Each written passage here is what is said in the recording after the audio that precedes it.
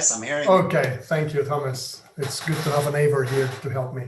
So good afternoon, everybody, or morning for some, and welcome to the third session of the International Conference on Bibliographic Control in the Digital Ecosystem. My name is Pep Thorn, and I'm honored to chair today's panel. This is the middle passage of the conferences. We have had very interesting presentations so far, as those who were able to follow yesterday and after yesterday know. And for those who could not attend, I recommend that they recover the video record sessions. As the international conference we will make a trip around not the world, but the Western area of the Northern Hemisphere, visiting different places in Europe, Germany, Finland, Italy, with several stops and one even with an Irish flavor. And then we will also visit the United States and Quebec in North America. The 8 presentations will deal with bibliographic control, of course, but we'll also address the topic from new perspectives such as artificial intelligence, machine learning, classification, ontologies, indexing, research data sets, Wikidata, authority control, linked data, institutional repositories, markup languages, multilingualism, digital humanities, and even others. For the attendees, you know that you can post questions that we will pass to the speaker later on. Without further ado, I invite Elisabeth Moden, head of the Department of Automatic Cataloging Procedures at the German National Library, to present her paper, Artificial Intelligence, Machine Learning, and Dewey Decimal Classification Short Numbers. So please, Elisabeth, the floor is yours. Thank you. I will start the presentation.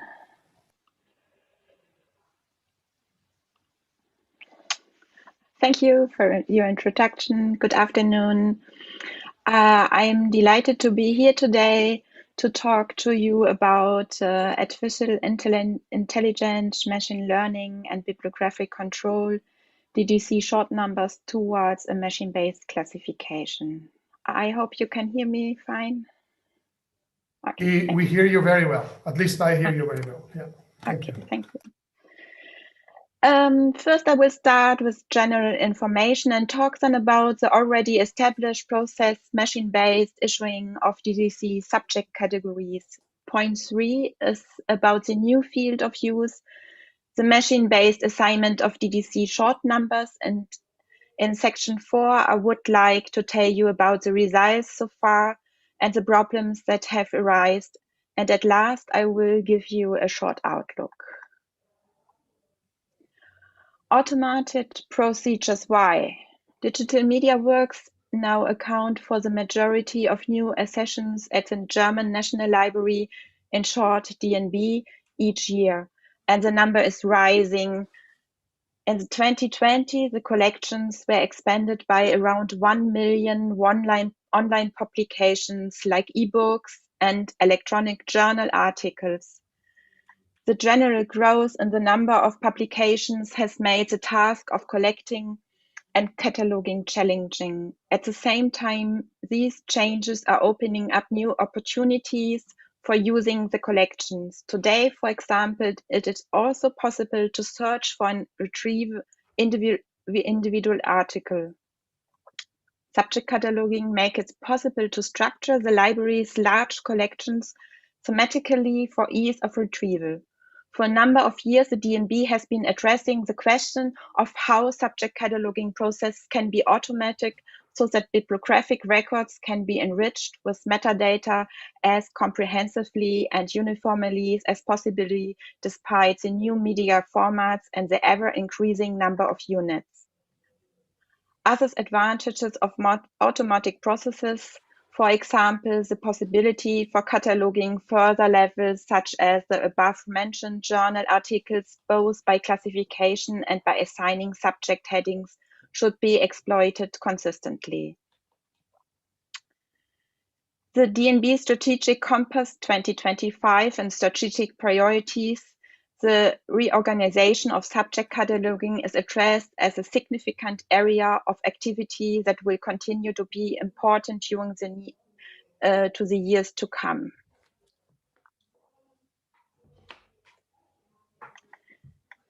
Subject cataloging at the DNB is geared on the series of the Deutsche Nationalbibliographie, and it is based on 3 pillars.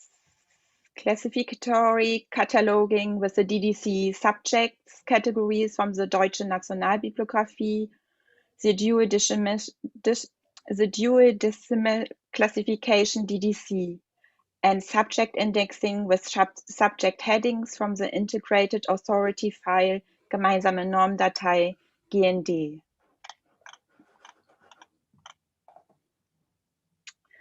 Machine-based classification began in 2012, while the automatic assignment of subject headings got underway in 2014. Medical publications were first automatically assigned DDC short numbers in 2015. The schedule of 140 short numbers covering the subject of medicine and health was introduced back at the end of 25 for cataloging printed medical dissertation. At present, work is underway on a classification schedule consisting of DDC short numbers for all subjects. The DNB will from now on dispense with the cataloging of these series using full DDC numbers. These are to be gradually replaced by DDC short numbers. Another strategic milestone was reached in September 2017 when the automatic cataloging process were extended to printed monographs in the Deutsche Nationalbibliographie Series H. Series H means university publication. Machine-based subject cataloging. An important prerequisite for automatic cataloging is machine-readable text passages like full-text publication and digitized table of contents of printed monographs. In addition, the bibliographic records are available for further use. The software that we use for automatic cataloging has been developed by the company Averbis from Freiburg. It was a long development process. DNB's current concept of subject cataloging aims at combining the 2 roads of subject cataloging, indexing and classification, in an efficient way in order to achieve comprehensive subject access, whereas it is generally assumed that it is not possible to assign complex notation automatically. This should be feasible for short DDC notations. DDC short numbers are used for machine-based classificatory cataloging. Workflow. In productive operation, the machine-based cataloging process begins automatically at a fixed time every day in the night at 2 o'clock by sending a list of publications that require first-time processing to a web service called Petrus service. This service retrieves the existing metadata from the cataloging database, CBS, and the digital full-text files or table of contents from the repository. Before being transmitted to the cataloging software, the storage formats are converted into simple text files and the predominant language of publication is determined. Once they have been returned, the results of the analytical process are catalogued in the publication's bibliographic record. The cataloging software is integrated in the DNB system infrastructure. The cataloging software has various configuration options enabling different of publication to be processed in different ways. These configurations consist of parameter settings which have been optimized during test runs. The facilitate of the identification of the classification model, for example, when assigning subject categories. In productive operation, a certain configuration is set depending on the feature of the publication. Digital monographs, for example, are processed differently from journal articles. German language texts are processed different from English ones. Full text files are processed differently from digitized table of contents. The software training corpora and added D&D vocabulary undergo regular maintenance and development to ensure that the system as a whole improves constantly. At certain time, media works cataloged intellectually flow into the machine learning processes as new examples. Cyclic repetition should be used systematically to improve the quality of the machine-generated metadata and also include publication groups that previously had to be omitted.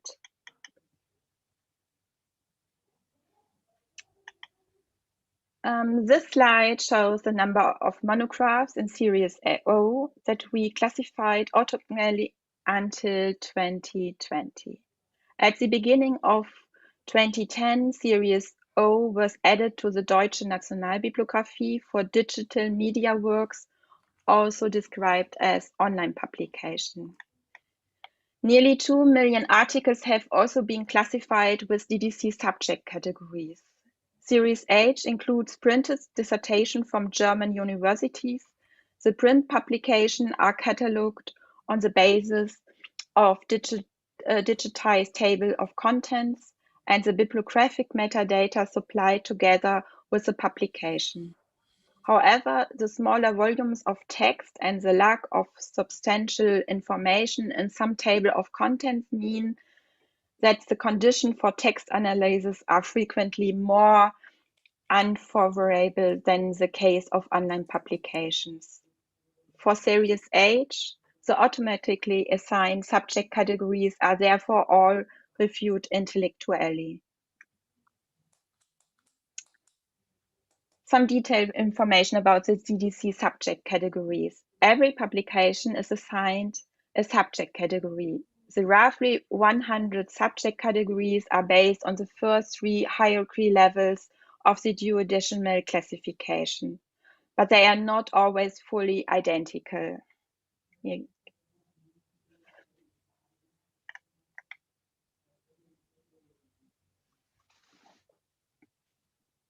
Machine-based classification. The DNB employs machine learning processes to facilitate automated classification. The characteristic of selected text parts and existing metadata are analyzed using linguistic and statistical methods. There are 2 processes, the training processes and the cataloging processing. During the training phase, the system analyzed publication with intellectually assigned subject categories to generate a reference model for all classes. When creating this model, it is essential that each class contains sufficient numbers of appropriate learning examples. The cataloging process runs every day. During the cataloging process, the system then calculates a statistical measure to determine how closely the content of the new publication match the patterns learned. The best matching subject categories are assigned to the publication through a process of topical classification. The first step is the selection of a collection of text with which its machine is to be trained. As training material, we use online publication and digitized table of contents of printed books. The training material must fulfill 2 conditions. It requires an intellectually assigned subject category. It must be in English or German language. The number of training material is not available in all categories equal. That is one reason why some categories can be predicted better than others. To predict the subject categories, a machine-learned method is used called support vector machine. In machine learning, support vector machine are supervised learning models with associated learning algorithms that analyze data for classification. Quality and monitoring. Along with daily controls of processes operation, technical checks are carried out by means of sampling. Here, a selection of publications submitted for automatic cataloging are also classified on an intellectual basis. For quality management purposes, the quality of the machine-generated classification is evaluated statistically by comparing automatically and intellectually assigned metadata.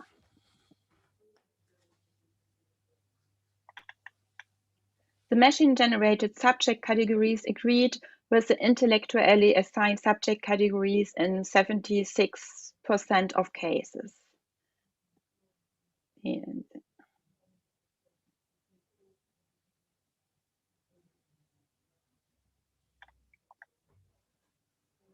this average was actually clearly exceeded in some subject areas, for example in law, 91% congruence, and medicine, 90% congruence. However, machine-based classification does not yet function satisfactorily, particularly in the case of subjects on which there is little literature. One such subject is the history of South America.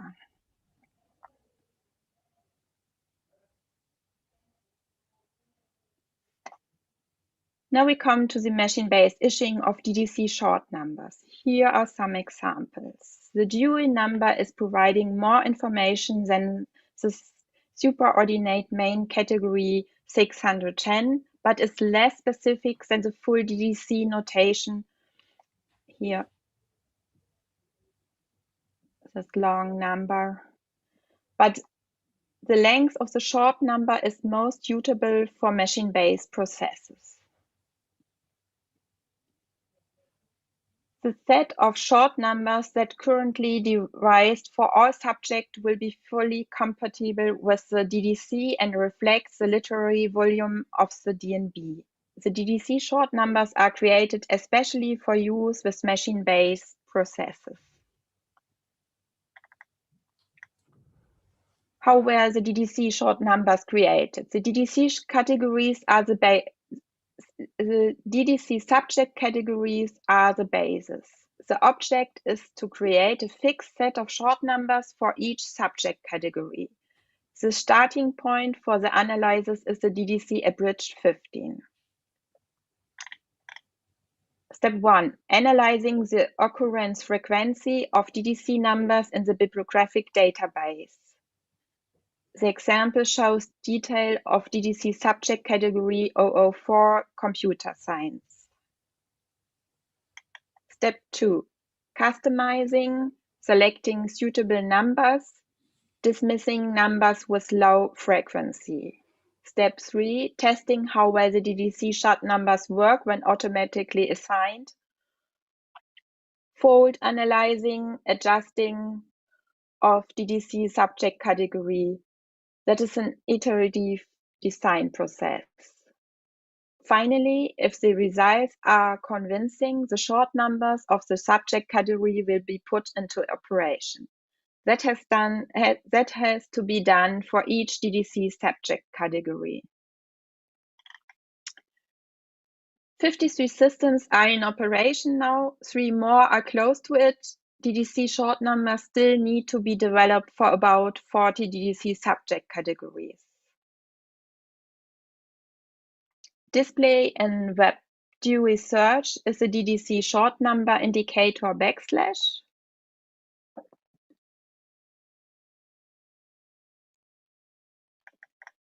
The machine-generated DDC short numbers are indicated as such when displayed in the DNB portal. Maschinell ermittelte DDC-Kurznotation.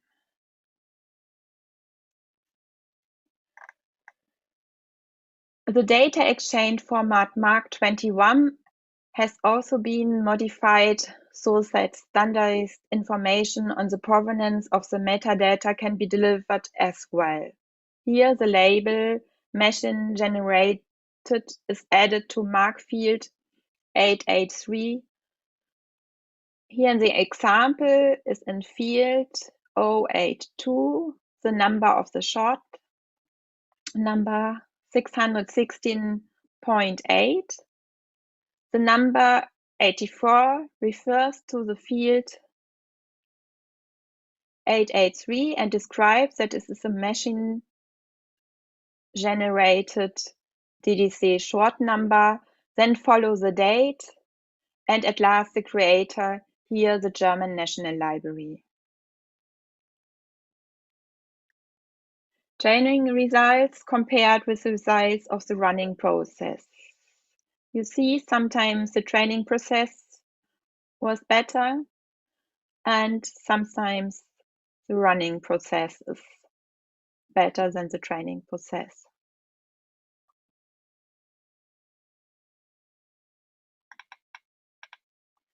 The main problem is that the machine-assigned DDC subject category determines the short number. This means that if the DDC subject category is wrong from the wrong predict from the system, the short number is always wrong too. There are many small categories with little training material. In these categories, possibly only very poor results can be achieved. From our current state of knowledge, there is no established quality standard existing in the library world for machine-generated cataloging content. And finally, how to handle changes in the DDC. Outlook. In 2018, the company Averbis announced that there will be no further developments of the software for machine-based cataloging. The existing software can be used only for the following 5 years. Thus, the development of a new machine-based cataloging system is planned. The target is a new software with a modular structure. This will make it easier to replace individual tools in the future. For this purpose, the project Erschließungsmaschine (EMA) was started. In this way, the Averbis software is scheduled to be replaced by a new modular software system in 2022.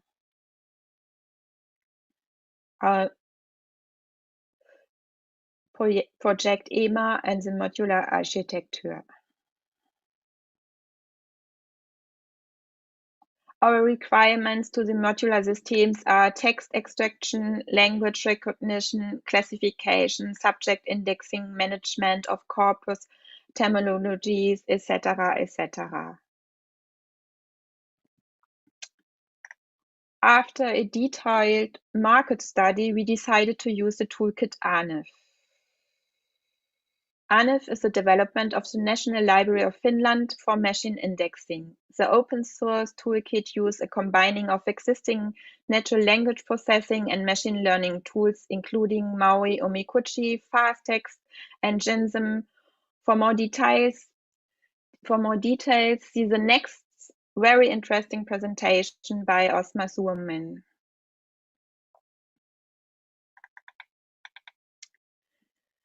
The German National Library has investigated the performance and features of ANIF and is now using it to develop a prototype for machine-based cataloging. Other institutions in Germany, such as the ZBW, Leibniz Information Center for Economics, and the TIB, Leibniz Information Center for Science and Technology, are also testing its suitability for their proposals.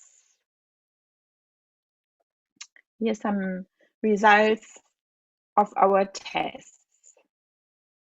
Here in red, our Averbis support vector machine, and here the other tools from ANIF.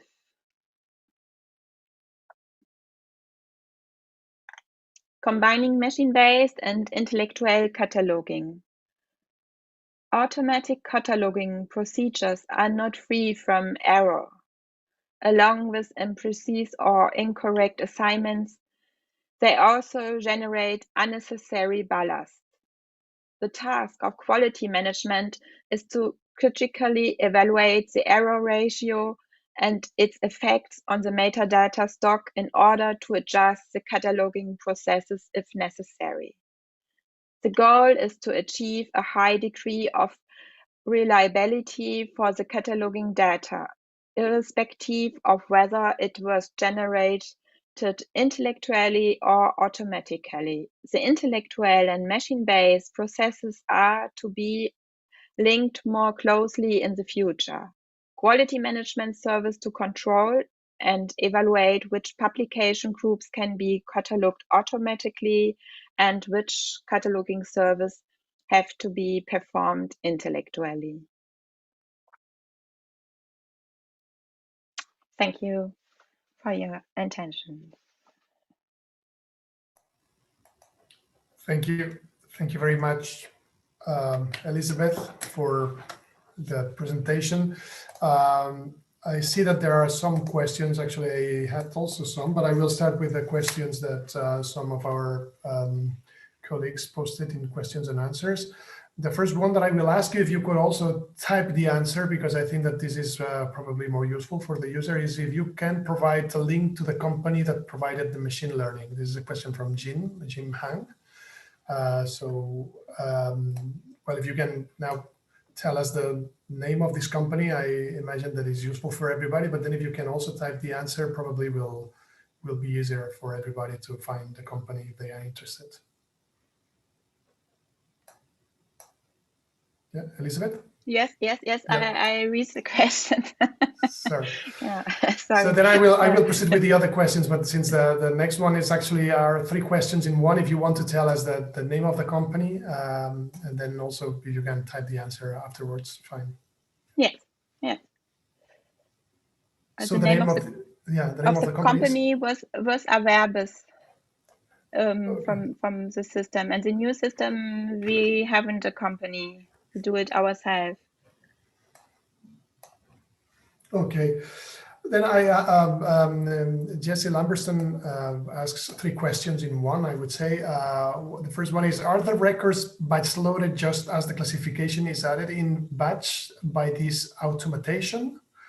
Are you also using a correlation between subjects to DDC to produce a classification?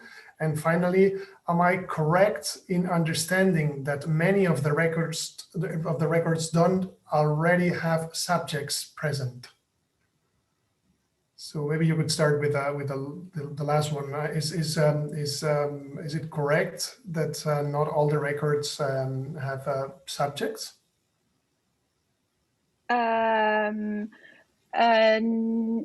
Yes, sometimes if they are printed, then they have not. I'm not sure if I'm understanding the question of all the records don't have already subject present. The online publication have. Does it mean the full text? Sorry? Is it, what do you mean with subject present? Well, I imagine, but maybe if Jessie's listening, maybe she can add a note. But I think that I imagine that the point is that some registers may don't have a subject, and then I imagine that this makes difficult for even an artificial intelligence to figure out what's the subject of a. Yes, of course. Yes. Yeah. Then the first question of Jesse was if the records are batch loaded just as the classification is added in batch by this automation. And then also she is interested to know if there is a correlation between subjects to DDC to produce the classification. Yes. Okay. Then I imagine you can also answer the questions in written, and because we don't have much time, I would like to select one of the questions here because I was about to ask you more or less the same. This question from Matilde Koskas. How much has this changed catalogers' work and if it was easily accepted? Actually, linked to this question, I wanted to ask you to what extent you have reduced the time of the catalogers or the people involved in the back office of activities or tasks of the library. How they accepted the automatic procedures. That's different. But they have a lot of work to catalog the printed Series A, and the other Series O and Series H are not cataloged intellectually, and so it's a benefit that we catalog automatically, and we have now a lot of journal articles. In the past, we hasn't journal articles, and we didn't catalog them, and so it's a benefit uh, to catalog automatically. It's a combining. It's really a benefit for everyone that we can that we can catalog machine based classification and subject indexing to the large to the 1 million millions to the millions of journal articles, and I think it's accepted from the colleagues. Okay, thank you very much, Elizabeth. Thank you. So I will move to the next presentation. Our second speaker is Osma Suominen, information systems specialist at the National Library of Finland. And Osma will present the paper ANIF and FINTO, Artificial Intelligence, Developing and Implementing Automated Subject Indexing. So Osma, your turn. Thank you, Pep, and thank you, Elizabeth, for the nice shout out and introduction. It's very happy to see ANIF mentioned in your presentation as well. My name is Osma Suominen, and I work as an information systems specialist at the National Library of Finland. And I'm going to present ANIF and FINTO AI, how we've developed our own solution for automated subject indexing and put it into production use. In this presentation, I'm describing work that we have done together with my colleagues Mona Lehtinen and Juho Inkinen. Here is the outline of this talk. I'll first talk about how we developed ANIF, and then I'll continue with some quality issues and with community building, then something about the current ANIF deployments, and then I'll finish off with some lessons learned. So first, the development of ANIF. Subject indexing is the process of assigning documents subjects from a control vocabulary, such as a thesaurus or subject headings.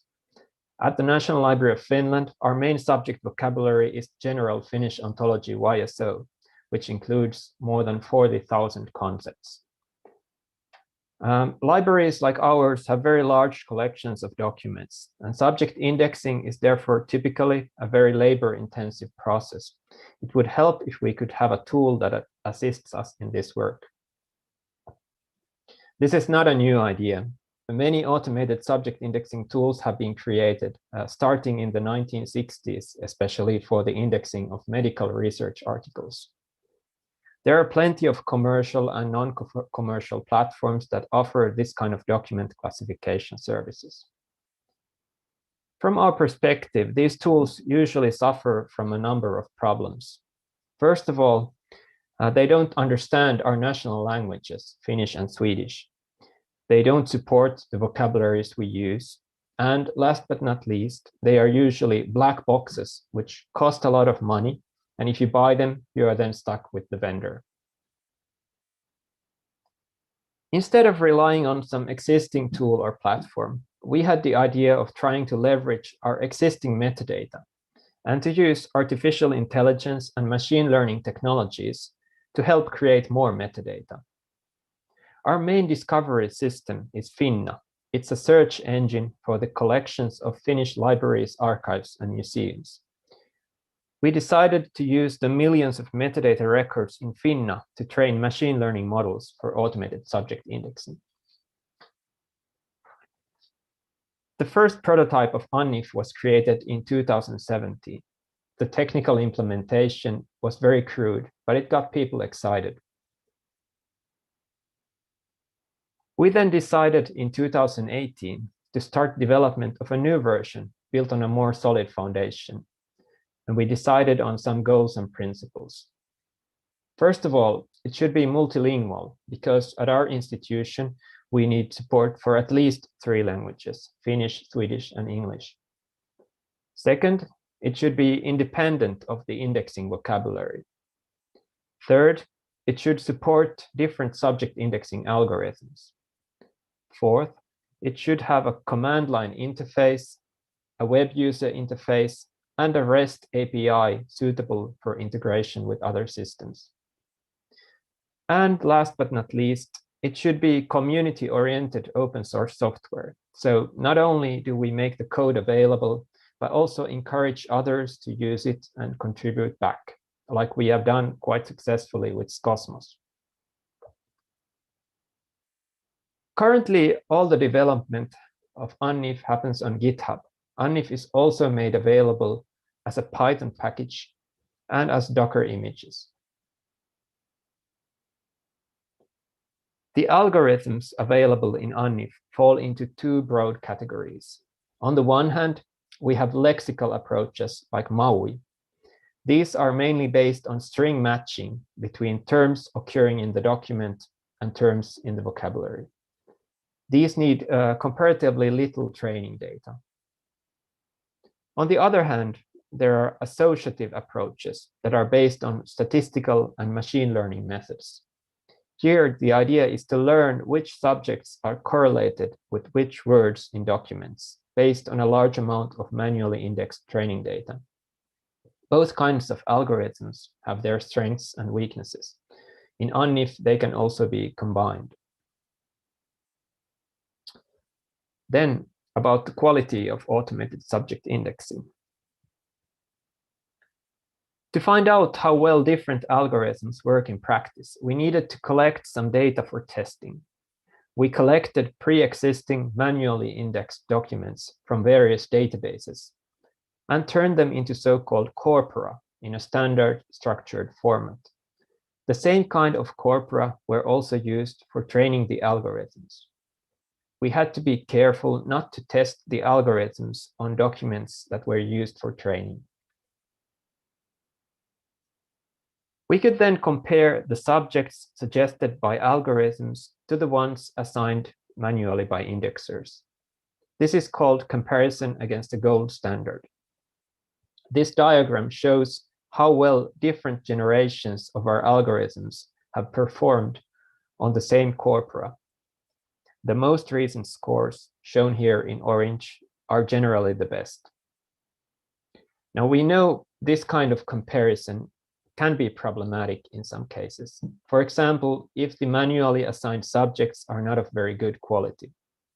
But it gives a ballpark estimate of how well each algorithm is doing for different kinds of documents. Another way to measure quality is to have human evaluators rate the suggested subjects. We organized a workshop in 2019 where a room full of librarians were given example documents and subjects that had been assigned either by humans or by algorithms without knowing which is which. So in general, the human assigned subjects got higher scores, but the difference wasn't huge. A similar comparison was done recently by the Finnish public broadcasting company Yle. They compared UNIF against a commercial document classification tool called Leiki that they are currently using. For Finnish language documents, UNIF was rated as slightly better than Leiki. For Swedish language documents, it was much better. The most likely explanation for the difference between the languages is that for the Swedish language documents, the existing metadata they used for training UNIF was of better quality than the Finnish one. Since UNIF has been used in some production systems for some time already, we have also been able to measure how many of the UNIF suggested subjects are selected into the final metadata by human indexers. The YUX repository of the University of Jyväskylä started using the UNIF prototype early on, At that time, around 1/3 of the ANIF suggestions were accepted by users. With the new implementation of ANIF that used better algorithms, this increased to 1/2. We plan to make more measurements like this in the future. Then some words about community building. We try to make it easy for people to learn about ANIF. First of all, we have a nice website, anif.org, with general information and a form that can be used to test the functionality. Here you can see what subjects ANIF suggested for the text describing the topics of this conference. You can see here that it suggested, for example, bibliographic control, machine learning, and artificial intelligence based on this text here.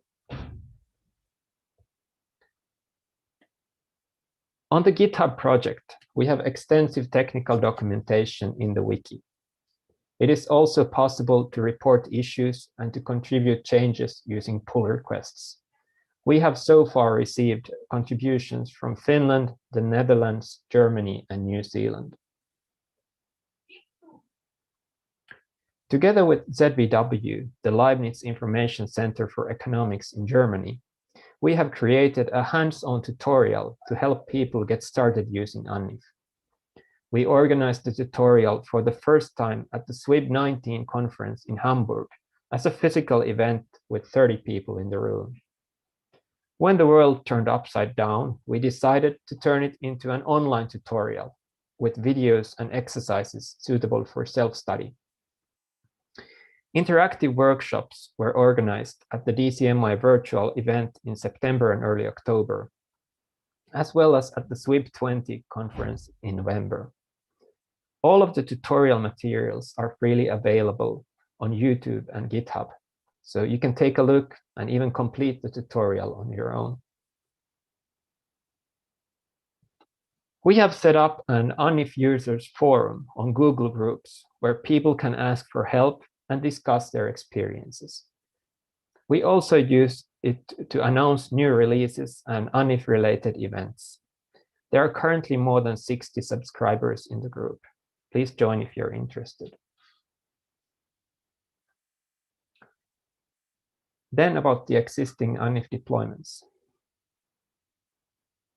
The first system that started using ANIF for semi-automated indexing in production was the YUX repository of the University of Jyväskylä.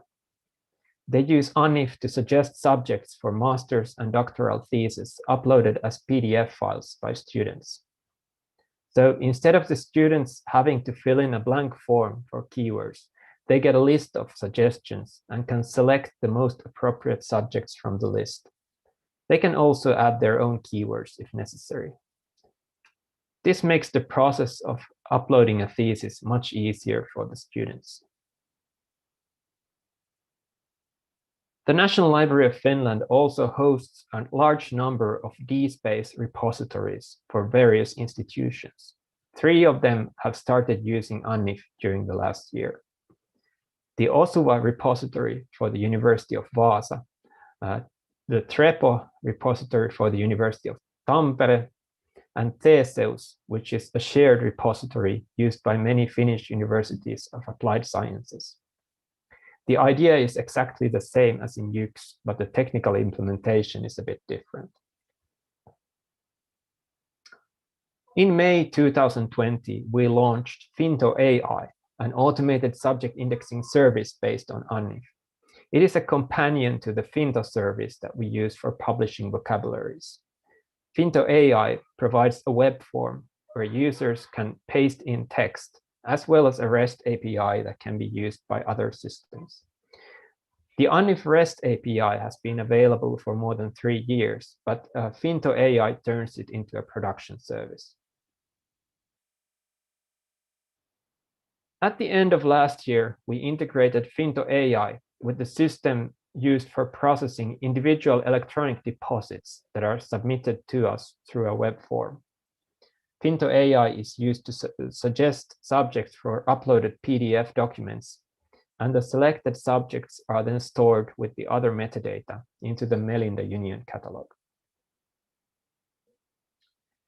We also collaborate with the book distributor Kirjavälitys, which is a company that handles the logistics of selling both printed books and ebooks. They aggregate metadata about new titles from publishers, curate it, and distribute it to bookshops and libraries. When they receive information about an upcoming new book, they send the description text they get from the publisher to Finto AI and get back suggestions about possible subjects.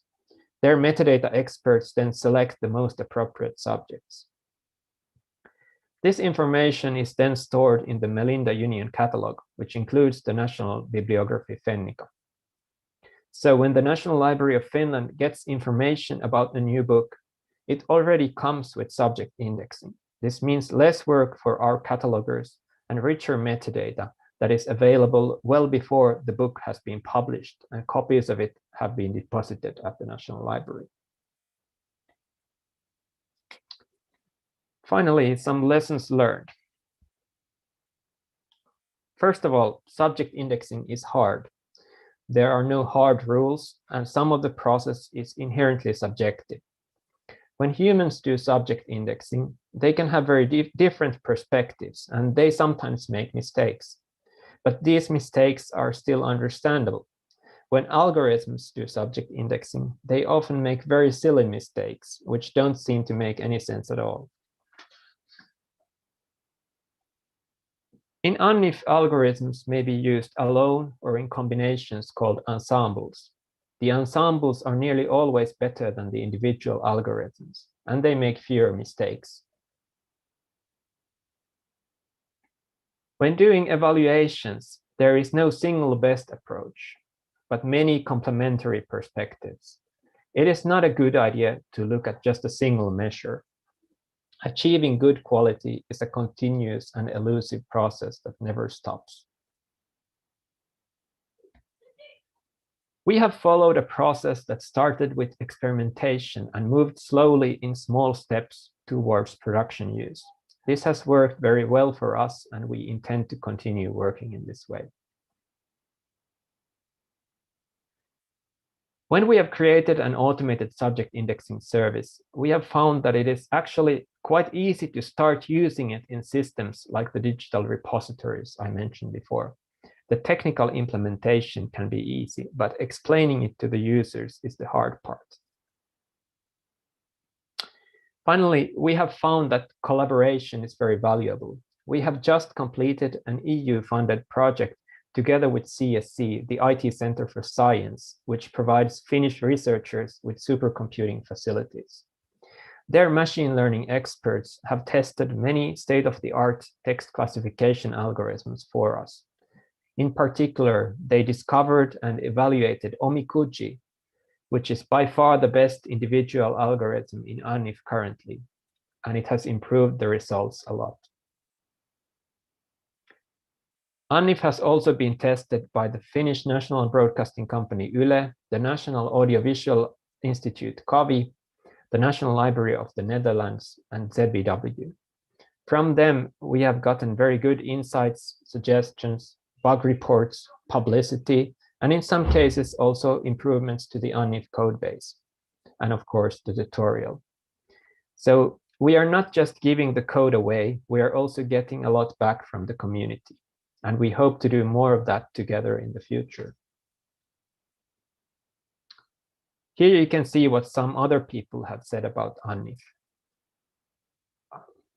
I won't read these aloud, but you can take a look.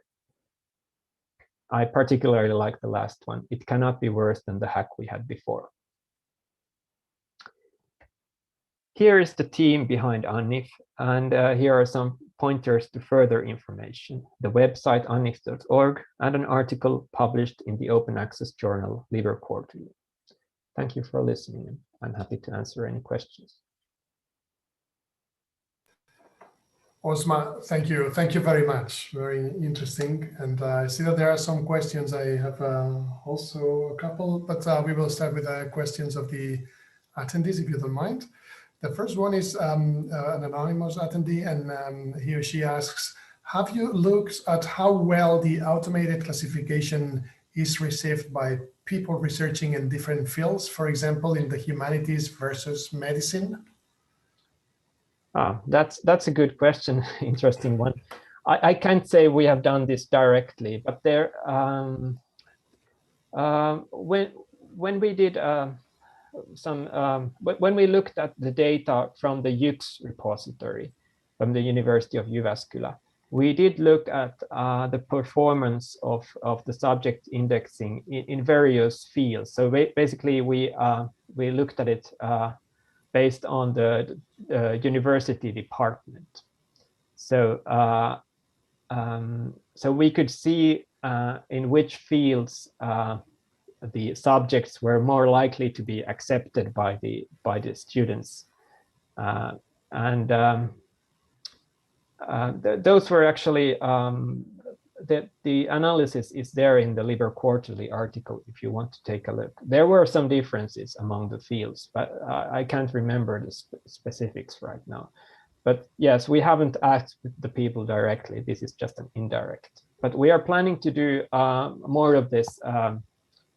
Let's say look at this more on a segmented by a research field this year. Thank you. There is a question from Jim, and he asks, are id.log.gov entities loaded as possible subject suggestions, or is that something we could look into configuring for ourselves?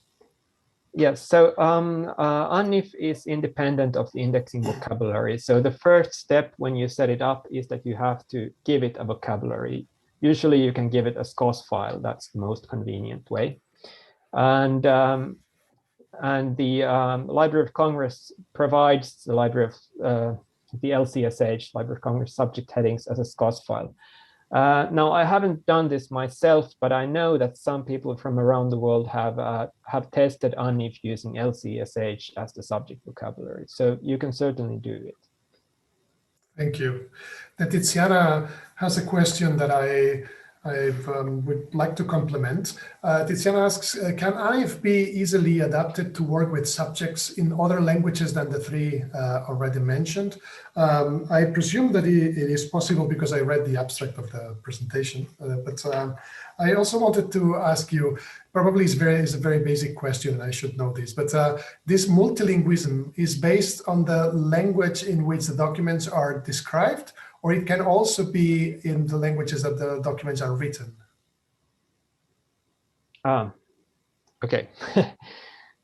I'll try Maybe you to can answer the first question of Tiziana, because okay, let's start with the easy part. Yeah, so UNIF tries to be multilingual. In practice, there are two aspects where the language matters. One is the terms in the vocabulary. So often they are just in one language, like in LCSH, it's only in English. Our vocabulary YSO is trilingual. It has Finnish, Swedish, and English. And it is possible to use different languages. And the other aspect where this matters is, of course, the document text. And it's especially the natural language processing that has to be done as a sort of a pre-processing step in the pipeline when the data is fed to the machine learning algorithms. It's here where the language matters. And we use, well, UNIF provides a facility called analyzers that do this pre-processing. And currently it has a simple analyzer, which does almost nothing. So works with any language, but not so well. Then we have Snowball, which is a stemmer, a common stemming algorithm that works in about, I guess, 20 or so languages. All the major European languages are there at least. And then we have one called Voikko, which is better for Finnish than Snowball. So yes, you can do many languages. I can't say we support them all, especially Asian languages are difficult because it also affects how you break down the text into, you know, something like words. And yeah, we haven't tried that challenge, but at least for the major European languages, it should work. Okay, so then I move to the another question, because you has just said that it works with most of the European languages. Then is another question about ANIF and or Finto architectures, if they can work also in Arabic or Hebrew. Yeah, well, I'm not an expert in right to left languages, but well, I mean, there are issues on the user interface level, and it might not look so good, but you know, the basic functionality of the algorithm is to, you know, take text, break it down into sentences, and break it down into words. And I guess this should be pretty similar for those languages. But I don't think, well, I can't remember right now if the NLTK implementation of the Snowball stemmer happens to support those languages. Probably you would have to get it working well, you might have to implement a different analyzer based on some existing library, natural language processing library for those languages. But it's a pretty small detail, and it might even work as it is. Okay, the same answer if the question is Greek. Well, because there is someone asked this. I want to ask you language by language. Yeah. We use the Natural Language Toolkit, NLTK, and it's there in the documentation of the Snowball algorithm. Hang on, I'll look it up very quickly. And since we still have 3 minutes and we are about to close the session while you search for these answers, I need to ask you about the hat, because at the beginning I saw that you were the only one, but then I saw that all the team of the project, you wear the same hat. Is there any reason for that? Yeah, well, it's sort of a joke that's stuck. Nowadays we use it as a symbol for the ANIF tutorial, but I used a hat. I wore a hat in one of my early ANIF videos, and then people liked it, so I thought, well, why not? Okay. So I'm looking at the documentation of NLTK. Okay, but if so it includes Arabic and but not Greek. Yeah. Okay. Thank you very much, Osman. Thank you. Thanks for having me. Okay, so then we will move to the next presentation that will be offered by Thomas Burke, information specialist in economics at the European University Institute. Thomas Burke has touched upon all social sciences disciplines in his long career all over the globe, from history to political science, and today mainly, but not exclusively, economics. The title of his presentation is Bibliographic Control of Research Datasets, Reflections from the European University Institute Library. So Thomas, what do you want? Thank you very much, Pep. I'm just getting here. Can you see my screen? Okay, that's full screen. You can see that? Yes, perfectly, Thomas. Thank you very much, Pep. Grazie anche a Carlotta, Mauro, Giovanni e tutta la squadra. Buon pomeriggio a tutti. Hello, everybody. Today, we're just going to look at something a little bit different in terms of object. We've heard about books, journals, and from Elizabeth, very interestingly, about chapters and individual articles. Today, the outputs, the scholarly outputs we are talking about are research dataset outputs, okay? The datasets that come out of research projects, individual projects or team projects. And basically, this presentation is about how the library here at the EUI and many libraries, academic libraries all over the world, are assisting researchers, scholars, and scientists to manage their research data during their projects. And then at the end of projects, in order to preserve the very valuable data that comes out of scientific endeavor, the bibliographical control that is necessary when we reposit research data sets in our repository. I just want to define the data. As Pep mentioned, it includes many kinds of data. And over the last 30 years, nobody needs to be reminded that the concept has been reopened and has been debated endlessly. I won't make a contribution to the definition of data today, but the sorts of data sets that we are collecting in our repository include numerical data, mineable text, and this is a list. We're just moving into those kind of audio video materials, hopefully this year. But anything which is the output of a research project and is intrinsic to that research project can be considered research data in the university context. I will add that that last sentence, numerical expression of qualitative data, I know it sounds a bit grandiose, but very often the data sets from experimental data or even photographs or audio are expressed in a numerical way. And this tends to be a very nice way to bring together data sets, especially from a repository point of view. This is an example of, as it were, the end of the process. The end of the process is the university library repositing a data set for users, for its own users, and of course, through open data. As you see, there's an open access symbol there around the world. So this is a DSpace infrastructure. Osma was mentioning that many universities in Finland and around the world have DSpace. This is what we have. And instead of putting in books and other things, which we also do, the vast majority is text, we are now adding data sets which underpin and are evidence for the written conclusions of scientific papers, chapters, articles, books, etc. And this is a very important movement. We heard that yesterday in some of the questions. It's an important movement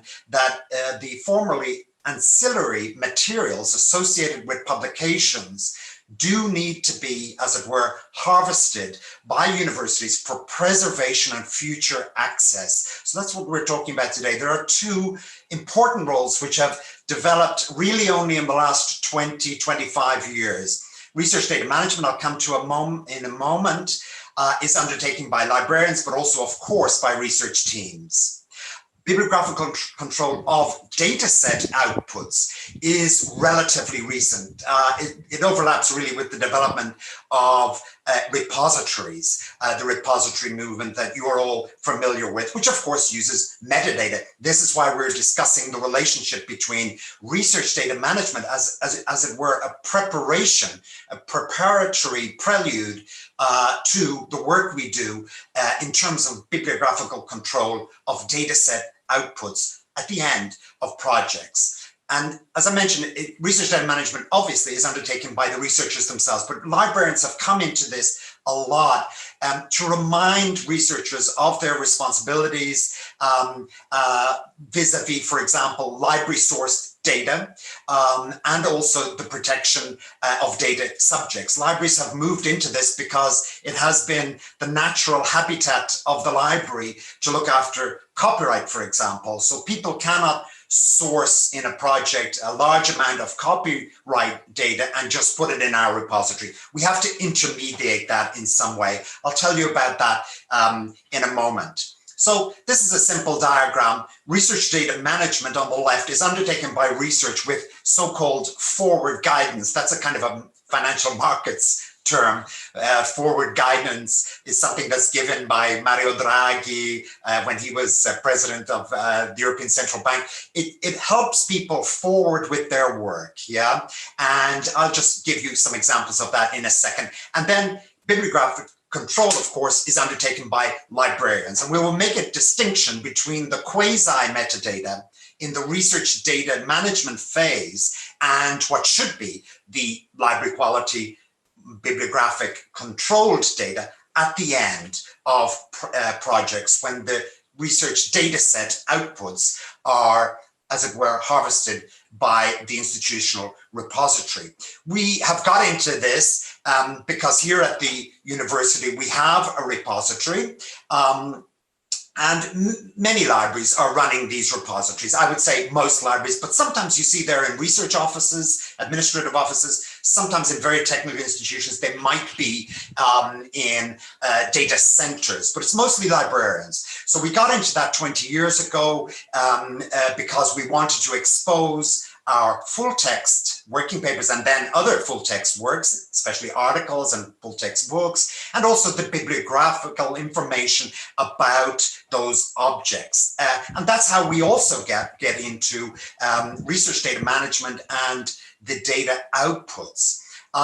So here we introduce a term there, which is research data lifecycle. I'll come to in a moment, where libraries are not only involved at the end of the production in terms of bibliographic control, but are in research data management as a preparation for bibliographic control, and I will argue overall quality control. And we do that by individual user support in our departments, library web documentation, group presentations, and training. I will make a distinction which I found to be useful. I'm not enunciating it as some kind of a new definition, but we need to distinguish between the library role in databases. For example, when we purchase a large database of financial information from Thomson Reuters, or an ebooks package or online journals, that's not what we're talking about today.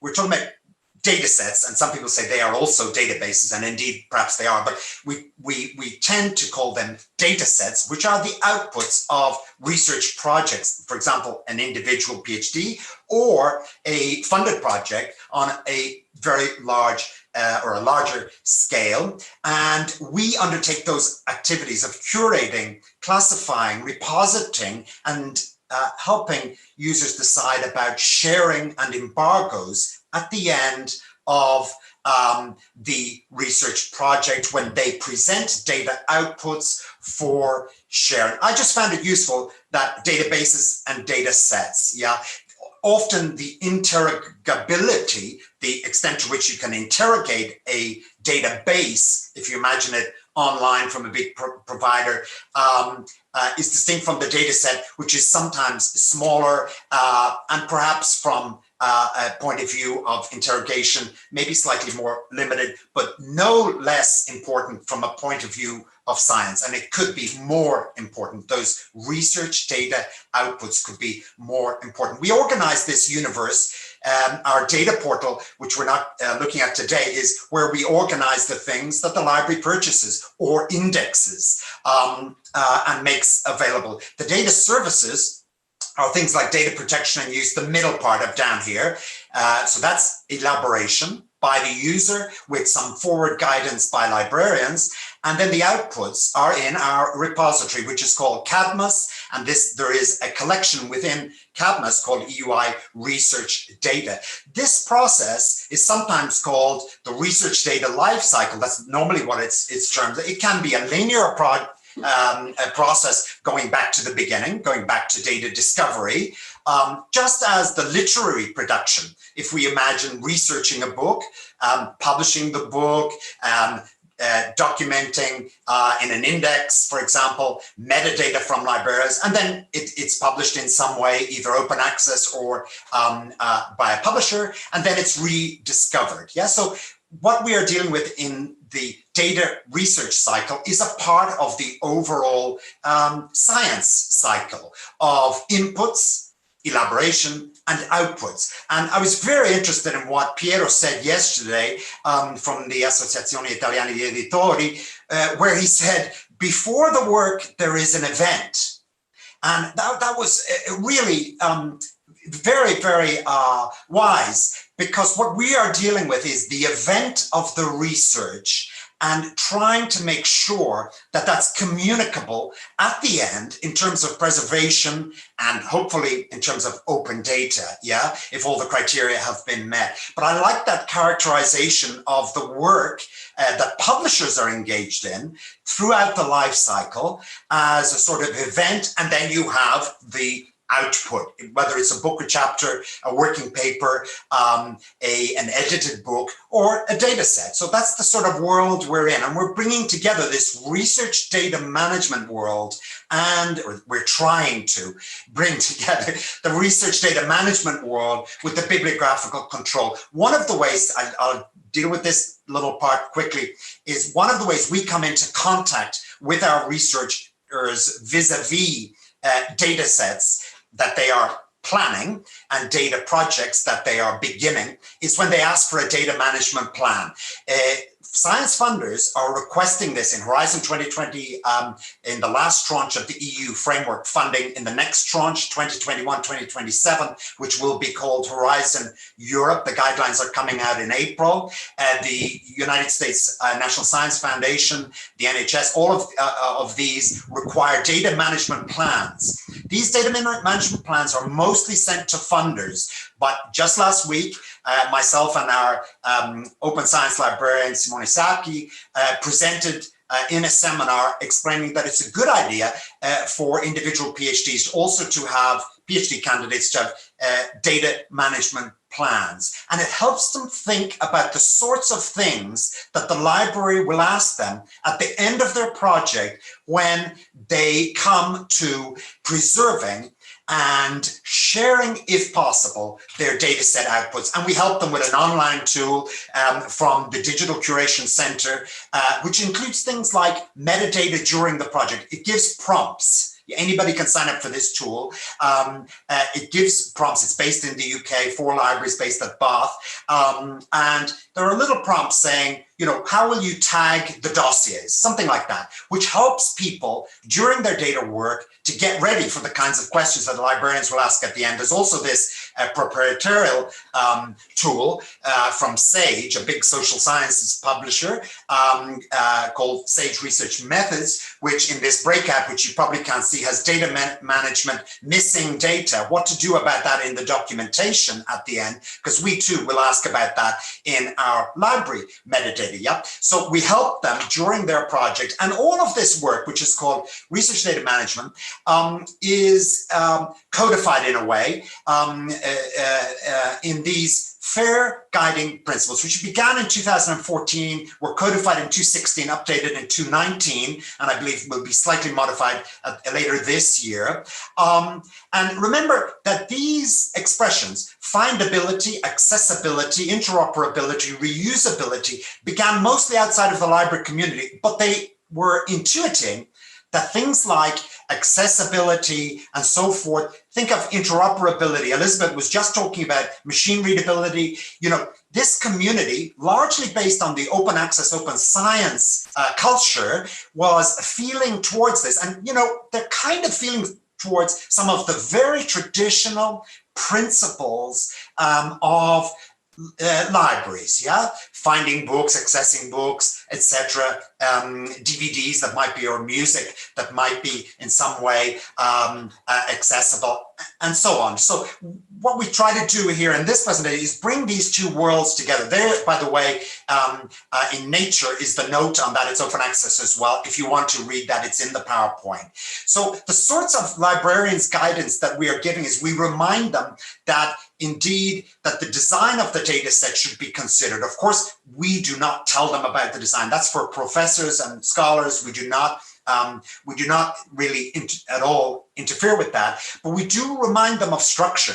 Very often we get questions, can we submit to the repository unstructured observations? There are other places for that, including collabs, co-laboratories, et cetera, and it could be that we go back to the research and say, listen, you know, we know that the data was unstructured, but really for a data publication, so-called, we need a structured data set. Start thinking about that early in the project, and that helps them define the object in terms of library science, the object, yeah, that we're talking about.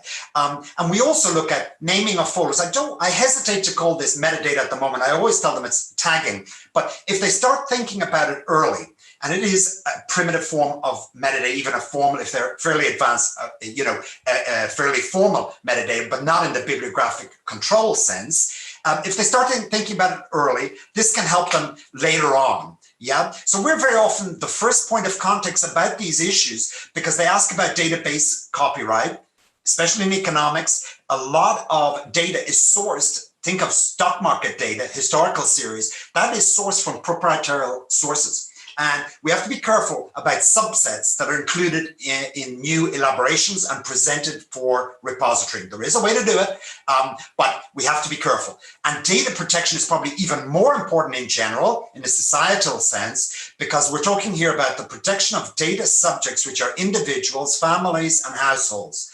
Especially with the new GDPR in Europe, but also in the United States and elsewhere in the world, Canada, etc. There are all kinds of new rules about the data protection of subjects. So we have to be quite careful about that. And also documentation. One of, as Pep mentioned, we being a small institution dedicated to economics, history in the broad sense, social and political sciences in the very broad sense, sometimes touching on social anthropology and things like that, and law. And we have had a few law databases in there, mostly documenting change in legislation. There's a new one coming up that is associated with an Oxford University Press book in June. The documentation of data sets, because librarians see heterogeneous data sets, we can give tips, hints, advice to the team or the individual about documenting the purpose and the context, etc., of their data set. This thing about the context is incredibly important, and librarians, of course, love context. We just saw a discussion from Elizabeth and Ozma of duodecimal. So duodecimal is all about giving some kind of context. In 10 years from now, an economic data set or a socio-political data set might not be used by an economist or a socio-political researcher. It might be used by somebody in public health, might be used by a future historian. So giving documentation about the purpose of the project, because sometimes we think, oh, it's so obvious. And indeed, most of the time, perhaps it is, but context changes over time, as we know. And the code books and questionnaires really do have to be put in there because, as we heard from the two previous speakers, you know, the data might not be much use if things like code books and questionnaires, etc., are not there. I'll just highlight from the last one, I'm skipping through this, all of this is in our Research Data Guide 2020, which was in March, the 8th edition. Problematic values, etc. That's very important because there may be non-responses. There may be a very good reason for non-responses somewhere in, for example, a survey, yeah? Or maybe somebody digitized something because an archive was open but could not digitize something because another archive was not there. And you might put in how this very availability affects the potential conclusions of the study, yeah? It's sort of like if you're just writing a book and you say, unfortunately, due to the lack of availability, X, Y, Z, this study does not make meaningful conclusions about ABC, for example. That is very important because that information is going to be lost over time. Think of it as a manual, in a sense, a manual for the object. We don't need a manual for the most part for a book, although you might for an incunabula, you might need a codex manual, you might need for those objects and for music. But in data sets, this is absolutely essential, okay? So we notice this kind of overlap between the communities, the open access, open science community, open access community moving into the open data, now called broadly open science, and our function in bibliographic control, where we adopted to our repository, Lotus Fantas and our repository manager, adopted our duodecimal and other metadata for our repository, just as we have been using in our library OPAC, Online Public Access Catalog. It was founded in 2003, Cadmus, and we started adding data in a beta server in 2016. That's what it looks like. UI thesis, research data, working papers, and down here, some of the older ones are only bibliographic records, but there are in the last 10 years, a majority of open access documents, and that's the trend. And economics, I can tell you, it's really going fast in that direction. And I'm very happy that the two previous speakers mentioned ZBW, German National Library of Economics in Kiel. We are a partner of theirs, and we are feeding all of our economics literature into the ZBW multilingual portal there. And this is the EUI research data community inside the CADMAS repository. And this is the one we began with, which is the Integrating Diversity in the European Union data set, a very nice data set based on European parliamentary electoral data and how people said they would vote and how people actually voted, with some nice geocodes in there by state and sub-state. So what's the first step for people to approach the library coming to the end of their project, or even sometimes it's after their project, but we encourage them towards the end of the project to submit their data set outputs to our repository. And we ask them, and you all recognize these as proto metadata fields, we ask them to provide us with what I would call observations. It's not yet metadata. This is observation, and no scholar or scientist can enter the data directly into the scheme. That doesn't exist. Everything is mediated, as it is indeed for publication. So we have these temporal coverage, etc. That one. Temporal coverage is incredibly important because a data set may end in, say, December 2020. The project may end in December 2020, and the data range may end in 2017, for example, because there's always a lag in, say, macro and micro data, a lot of time series data. So we need separate fields for the date of publication, 2021, and of course the range of the data. That's just an example. I don't want to go too much into that. So I make a distinction here between during the research project, the researchers and teams are encouraged to start thinking about structure and the way the structure, the dossiers, the file levels are named, etc.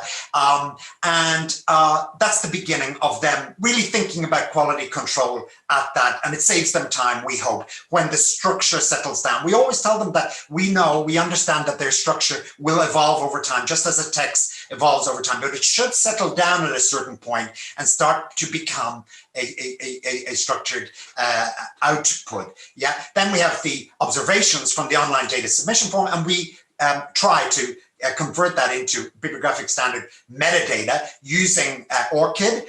My colleagues Lotte Svantesson, Monica Stelletti did a presentation on the way we use ORCID. You can see those 3 points. It, as it were, harmonized is in a cluster, the EUI Central Person Registry, sometimes in your registrar's office, the members of the universities, the research repository CADMAS, the names we have used, for example, for their previous publications, and the ORCID Central Registry. And my colleagues, Lotte and Monica, presented that work in Hamburg in summer 2019. That's linked from the text. So we review the submission details. I can tell you the title almost always has to be changed. They usually just take the title of the project or a publication. They don't frequently, half the time, the word data or data set isn't there, or indicator, something like that. So we really need to look at that. Year and date range I've mentioned, and a description. Yeah, they need a description, which helps train their mind as to what this object is. And indeed, this is where research data management during the project overlaps with bibliographic control at the end. Yep, the data sources and outputs, inputs, when we're considering outputs, are very, very important. And what we put in our guidelines is they should state about original data collection, for example, a survey. And they should also state about derived from pre-existing sources, data which is derived from pre-existing sources. What we do in that case is if they have a significant amount of data, we ask them how much they have elaborated the data. And very often what we find is great. They take something from DataStream or Global Financial Data or something like this, or some other source, some other open data source from the World Bank, something like that, and they elaborate it. They add a lot of value, just like you would with text. They add a lot of value. And the more they elaborate, the more original it becomes, okay? But sometimes there still are big chunks. And what we do is we go to the data issuer, the data copyright owner, especially if it's a company that has provided the library with subscription data in a database. And we say, you know, can this go forward, this part of the dataset go forward?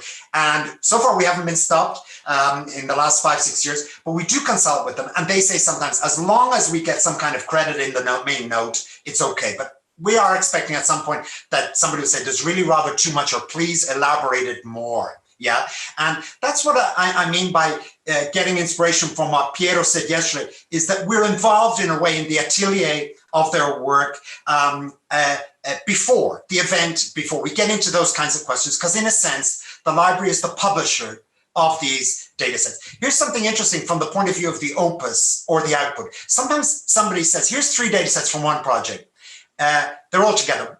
We say, well, wait a minute, maybe they should be broken out, especially if you anticipate a second wave, as it were, a second iteration or edition, if you want, we use wave, of that data. Maybe it should be standalone, or vice versa. Maybe the dataset outputs should be bundled into a coherent whole, and the sub datasets should be in dossiers.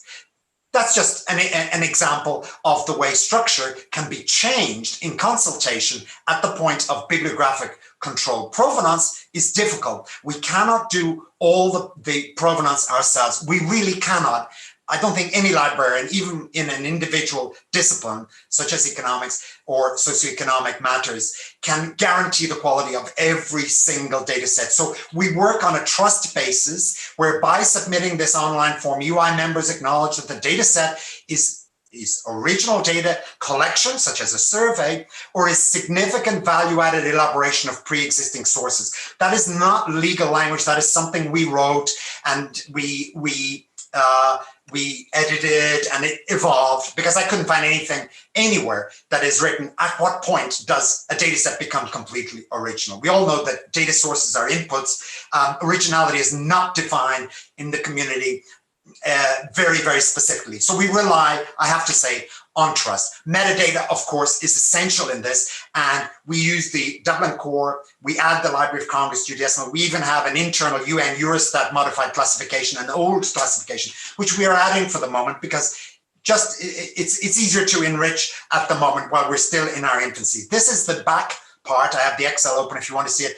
And it looks exactly like what you are doing for your books and journals or individual working papers in the D-space architecture that Osman mentioned. And here are those added classifications, etc. So it's something you recognize. If you're dealing with a repository or the back end of an OPAC, this is what you recognize. And here's something that is super, super important for research dataset outputs. I'll read it. The generation of metadata about research datasets helps librarians decide whether, when, how, where, and under what terms research data outputs can be shared as open data. Because one of the things we are faced with at the end is, can this data be shared, okay? That's where, during the research data management about anonymization, pseudo-anonymization, banding, all of these techniques for anonymizing data have to be done correctly in research data management, so that the metadata tells us that we can open the data. Dataset citation, we have a DataCite compliant dataset citation. Simone devised this, and that is done automatically. You can see it there, it's quite normal, and it is unbound discoverable in all of those places. So to conclude, based on the experience of the EUI library, we're suggesting that research data management during research projects and the library role in that, and bibliographic control at the end of research projects are complementary elements of an emerging continuum of library support for modern scientific culture, contributing to overall scientific quality control. And this is our research data guide, and we will update that in April. I've overrun a bit, sorry about that. So I'll take any questions that you have. Thank you. Thank you very much Thomas. Listen, I would like to open the fire with the questions. You suggest that creating synergies between functions at the beginning and at the end of the research data ecosystem tail, like the research data management and the bibliographic control, then we enhance the contribution to the good practice of the library. How do you see adding artificial intelligence or machine generated methods or toolkits, like in the previous presentations we have seen? How do you see adding these machine generated methods or artificial intelligence toolkits to the process? I think what we want to do, both for the data sets and for all of our outputs, is to make the metadata as reliable as possible, to make can you see the Excel file? Yes. Okay, so this is the back end of an economic history data set by a Spanish researcher who is a fellow here for a year. And, you know, in your world, for Elizabeth and Ozma, who were talking about this, you can see that we're using this schema so precisely that the developments described in the previous two presentations will find these works, will find these outputs. Yeah, so Google Dataset Search is fishing in this. There is indexing of all of our 22,500, I believe. Lotta will correct me, our manager, our repository manager. Our objects are mostly texts, but we're adding multimedia and data. So the answer is metadata at our level, which is a relatively small institutional level, but all universities that are doing this need to follow up their research data management with bibliographic control and granular metadata. That is the, I hope you can see it, that is the, that FSFN is a statistics, UN statistics and EC statistics classification that goes back to the late 1970s. It's not absolutely essential, but it's the sort of thing, if somebody is using it, and there's the geodecimal beside it, and there is the classification. All of these things are the, let's say, the fish that the hooks of artificial intelligence can cling on to make data findable, accessible, and especially interoperable and reusable. Thank you, Thomas. There are a couple of questions. I will ask you if you can answer them very quickly. One is a little long, but probably the answers may be succinct. Rosana Moriello asks, well, she didn't catch if our policy or the policy of the UI for data deposit is mandatory. And the second question, which is a double, is how is the reaction from the researchers? And then if did you notice any difference between different disciplines as for depositing data or other kind of differences? So maybe you can start by answering about if it's mandatory or not to deposit. It is not mandatory as yet. It's a very good question because the European Union is discussing mandatory and did discuss it for the last funding tranche, and they could not agree with all of the partners. They rightly decided to use the phrase as open as possible, as closed as necessary. Why? Because although we are just dealing with economics, history, social political science, and law, there are many areas, medicine and patentable data sets that are funded by these research projects that simply cannot be opened.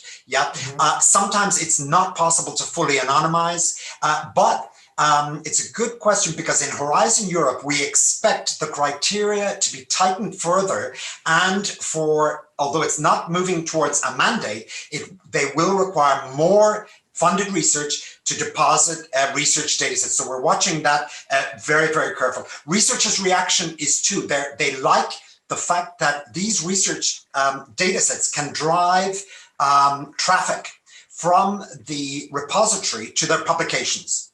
We're using ORCID, thanks to Lotta and Monica, my colleagues, and the data sets can be in the central ORCID. And you may have heard that the National Science Foundation and several national bodies in the EU, National Science Foundation in the US, are beginning to consider research data set outputs for tenure and for promotion. This means that they are enthusiastic. On the other hand, they don't want to be overburdened with the bureaucracy or what they see as bureaucracy or, let's say, metadata, bibliographic control metadata. That's why we need to be involved to support them. We don't want to discourage them or them to think it's a burden. Differences between disciplines, that's why I added at that screen at the bottom that in many disciplines, qualitative data ends up being expressed quantitatively. Yeah, if we have an archive. This somehow, Thomas, links with the second question, and I will ask you to be very quick. Like, otherwise, we are sparing time to the other speakers. If you can tell the difference between different disciplines, the reaction of the researchers and the difference in a minute, please, Thomas. Yes, no problem. Sorry, I've gone on. The interdisciplinary part is sometimes frequently unified by the fact that qualitative observations are expressed numerically. So in fact, when we receive them, many of the qualitative ones from history, etc., are expressed sometimes in numbers, not always. The different disciplines, I would say economics and sociology in our disciplines are really embracing this, but also the policy sciences, very, very, very interested in this, and some legislative change data and history. So in our areas, I think, yeah, it's fairly clustered with economics and sociology a little bit ahead and policy sciences, but you know, we hope to include them all. Yeah. Thank you, Thomas. Thank you very much for the presentation and the answers. So let's move on to the next presentation. Carlo Bianchini and Lucia Sardo will talk about Wikidata and the new perspective it offers to the universal bibliographic control.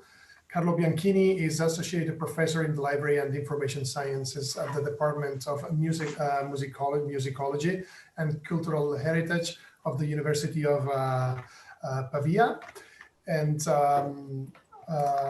Lucia Sardo is Professor at the University of Bologna and the campus of Ravenna.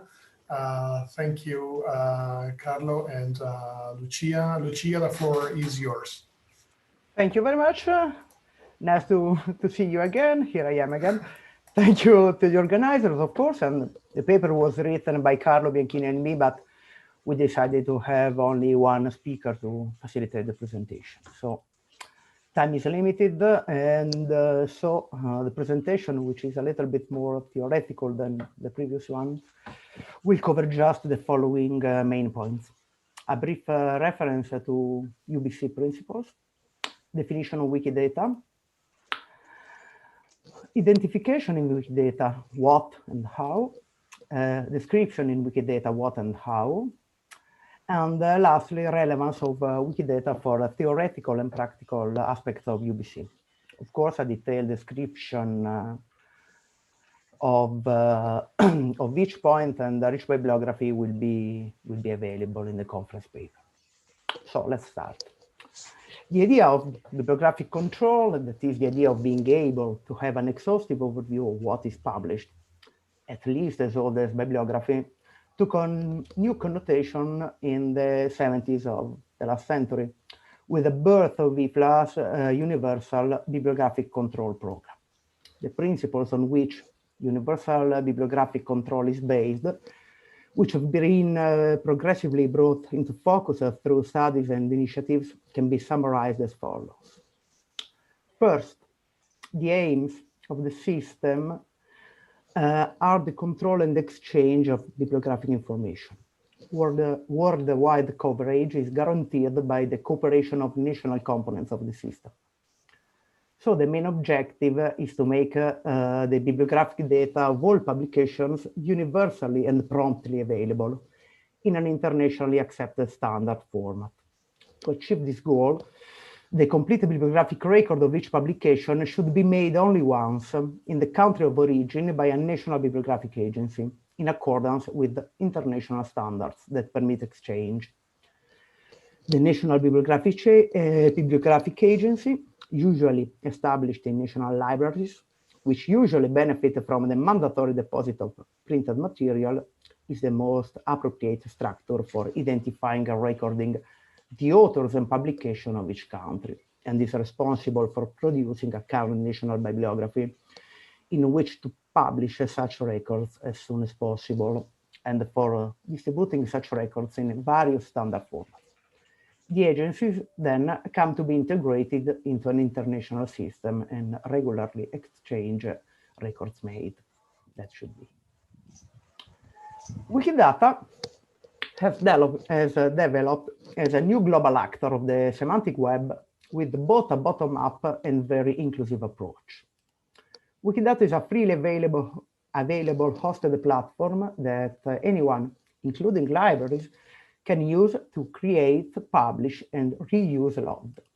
Its main goal and functions are to work as a central storage for many Wikimedia projects, but it is also used in external services, for example, in VIAF, or in the Google Knowledge Graph for the enrichment of the quality of bibliographic and authority records, but also for bibliometrics projects and tools, such as Colia. As Wikidata is a central storage for all Wikimedia projects, it aims to record data about any kind of item, entity, and property. For example, items of Wikidata can be geographical places, administrative units, events, architectonic objects, any entity of interest for the user, and of course, any res provided for by IFLA LRM model. And in fact, Wikidata shows a relevant interest for the bibliographic universe. Statistics shows that Wikidata records about 91 million of items, 31% of which are scholar articles, and nearly 9% of the existing items are of human type. Anyway, the latter class includes any kind of humans, such as kings, politicians, singers, football players, and so on, and not just authors of literary or scientific works. Nevertheless, items representing an authority record, not just humans, can be estimated to be around 63 million. For identification purposes, Wikidata gives to each item both an URI, for example, the one you can read here, or wikidata.org wiki Q12418, and a label, a description, you can see this, and one or more aliases, also known as. The label is the first element, and it can be considered as the preferred form of the name for the represented entity. In fact, it can be expressed in any existing language and script, and any registered user is enabled to visualize the label in his or her own language and script, of course, if available. Moreover, the preferred form of the name is expressed directly by the user that usually creates the item. So, preferred forms in Wikidata are literally founded on the common usage and on the convenience of user provided for by ECP, and not on these principles interpreted by a code of national or international rules. It must be noted that multiple languages and scripts are available for the very same entity, and not for a cluster of nationally created forms like in VIAF. The second element is the description of the item. That is a short phrase to describe the item. It is in free language, and it's useful to quickly distinguish an item from any other item with the same label. Sorry. For example, lab, as we show here. So it is very useful to disambiguate immediately homonymous. The third element for the quick identification of the item in Wikidata are the aliases. that are variant forms of the name in one specific language and script, as variant forms of the name in any other language are provided in the form of preferred and variant names in those languages. While the unique identification of the entity is based on a neutral URI, for example, wikidata.org, wikiq1334, and so on, both labels and aliases in any available language and the script work as an access point. To create a link towards an external identifier, a specific property must be defined in Wikidata. So it is possible to know how many identifiers are available for different kinds of entities. In the picture created by Simon Cobb, Wikimedian at the National Library of Wales, the figures of identifiers associated with each kind of entity are shown. So you can see them here. A major role of Wikidata as a hub for identification in the semantic web is more and more recognized also by the VIAF. In fact, VIAF uses Wikidata as an other data provider, a provider of data other than a national bibliographic agency. Among the Wikidata items with a VIAF identifier, most common identifiers registered in the personal items are, in the crescent order, ISNI, DBN, LC, NTA, SUDOC, and BNF. So the relationship between Wikidata and VIAF is very strong. Coherently, with its wide scope, Wikidata records IDs from a wide range of other resources, such as non-VIAF bibliographic agencies and the biographical dictionaries, but also encyclopedias and various online databases. The relevance of Wikidata as a hub of identifiers can be connected to property constraints. Wikidata uses property constraints to discover possible inconsistencies in a statement, both within Wikidata and in the external sources. So, Wikidata users can check the issue and try to fix them, but also an external service can take advantage of these characteristics. As you can see in the picture, 3 VIAF identifiers and 2 ISNI identifiers are associated to the same entity. As a question was asked yesterday about an automatic way to solve this problem. 3 VIAF identifiers, 2 ISNI identifiers represented by the Wikidata item. And so here we can see the applications both in VIAF and ISNI. Sorry. Let's start about description in Wikidata. The traditional bibliographic description was challenged at first by the birth of electronic catalogs, and then by the evolution of these and the emergence of discovery tools. Discovery tools allow research and access to different databases produced by different parties with different purposes. In this situation, the standardization of description is progressively fraying and being lost. The technological evolution of the 21st century, together with a reflection on the functions and object of cataloging, has led to radical changes in the way we approach resources.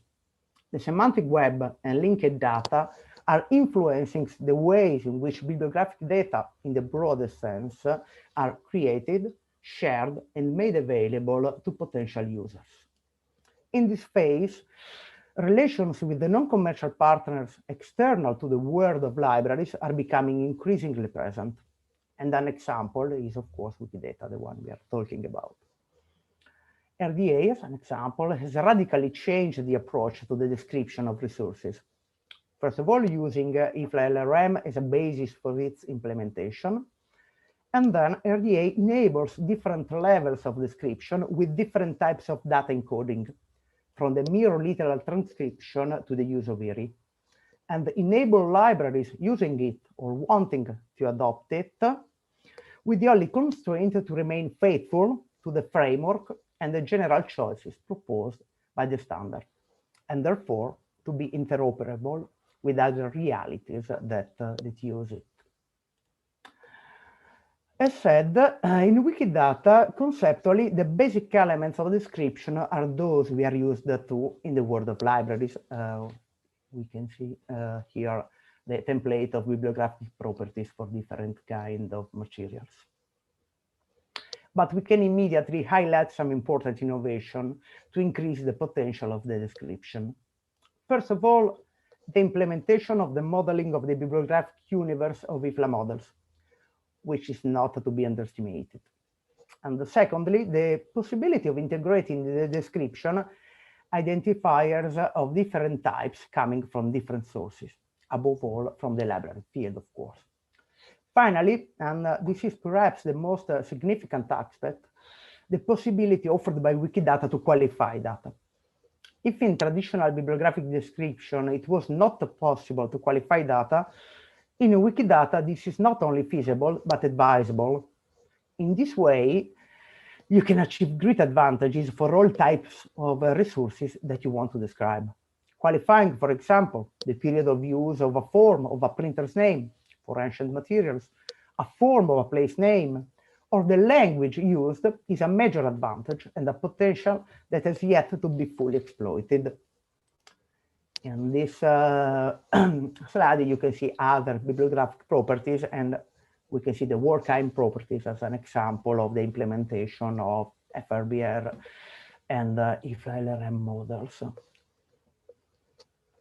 Of course, they are freely available and you can see them. This is just an example because I speak really fast, and so you need a rest before me going on. Another aspect relevant to the concept of UBC is the possibility of going in depth in the description of resources. By this, we mean that if the universal bibliographic control very often stopped at the monographic level, in Wikidata, instead, it's possible to find descriptions of journal articles or conference proceedings or miscellaneous materials. Indeed, perhaps because this lack is significant in traditional catalogs, these types of resources represent a very high percentage of the items in Wikidata. That means we need description of them. Certainly, there are aspects that need to be improved, such as the correct attribution of properties to the right level, of course, of the IFLA models, and the creation of relationships, for example, between words, expressions, events, and items. But the potential is great, and the foundation are sufficiently solid to be able to think of continuing the construction of a valid tool for a new vision of universal bibliographic control, not tied to national conditioning or commercial logic. Challenges to be faced at another level will instead be those related to the use and the visualization, reuse of this data. Well, but this is not the place to delve into the matter. Time is really short. Just to try to sum up what we wanted to say in this paper, Wikidata offers a completely new approach that involves the way in which our community thinks and operates the universal bibliographic control, both from a theoretical and practical perspective. From a theoretical perspective, the first is that authority and the bibliographic control must be tackled as just a part of the more general topic of the creation of a record of all human knowledge. Secondly, Wikidata illustrates that there is no need for a single universal standardization of practices for establishing headings and the structures of authority record in a single international form. Furthermore, full and real users' convenience is achieved by a technological infrastructure capable to present to each user the information about an entity in its own language and script, so that the requirements of international cataloging principles of common usage and the convenience of the user are totally fulfilled by means of the user themselves. On a pragmatic perspective, Wikidata shows very clearly that the all sizes fit one approach, that is, establishing the semantic mapping of individual properties and sets of properties to form a connected web into which legacy metadata and newly minted statements can be deposited is feasible. Moreover, Wikidata is the most evident example of the need to overcome a top-down approach based only on national agencies and to adopt a distributed and diffused approach of the semantic web to the issue of identity management, that is, the universal identification of the entities. Wikidata shortcomings can only be addressed and solved with the help of the library world. When the permanent and solid collaboration between the library world and Wikidata is achieved, Wikidata can really change from an identifier to the identifier of the semantic web. So that's our presentation. Hope you enjoyed it and hope it was not too much boring. And we tried to be not so long in our presentation. Thank you very much. If we have you have any question, here we are for you. Thank you very much. You're welcome. Lucia and Carlo. Actually, I can ask you a question, even if I have to admit that I'm not that theoretical. I'm a practitioner, so we were a little bit theoretical, just to change the mood of the day. It was too funny, and so we decided to be a little bit more. Okay, so let me ask you a question which is very, very general, and probably it's even annoying for an expert like you and an expert like Carlo about it. I've been working in libraries for almost 20 years, and I have heard of this universal whatever. Universal system to describe, universal way to classify, universal this. Why do you think that this is a more definitive? Maybe you don't think so, but because then we have also seen that on the commercial side, the big search engines, they know how to work without, or this is at least my impression, without this so structured universal method to describe objects. So why do you think that this is more definitive than the previous ones, if you think that this is more definitive than the others? Carlo, do you want to answer, or I'll try to say something? If I understood well, I think the answer is that Wikidata is truly semantic. So each data is recorded with its plain sense, plain meaning, and this is why we are going to use that data in a more efficient way, rather than a common search engine. Okay.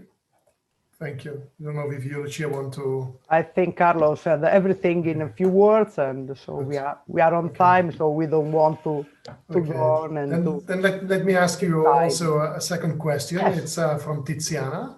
I will read the question because, as I said, I'm a little lost here. In case of multiple VIAF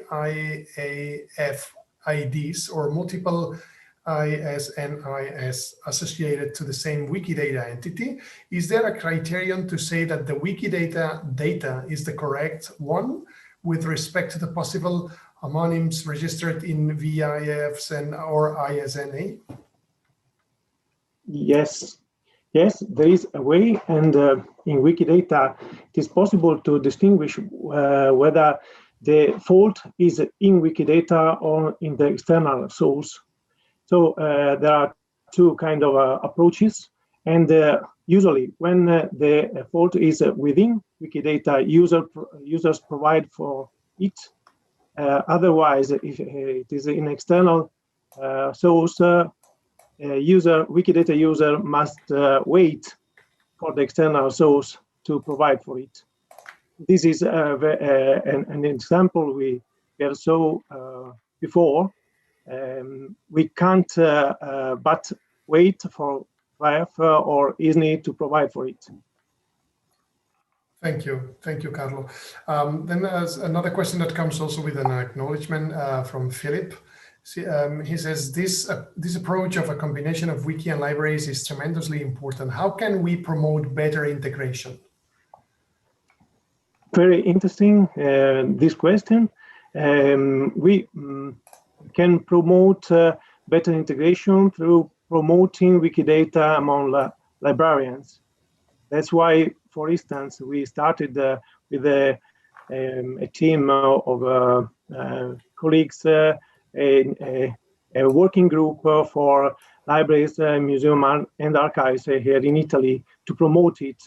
The first thing is Wikidata to be known by librarians, and I am sure then that when they will know it, they will work with it as soon as possible.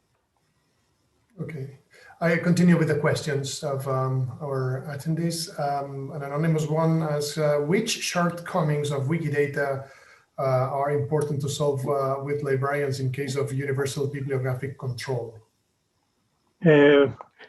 Yes, of course, it's not perfect. It's not a perfect solution. There are some issues.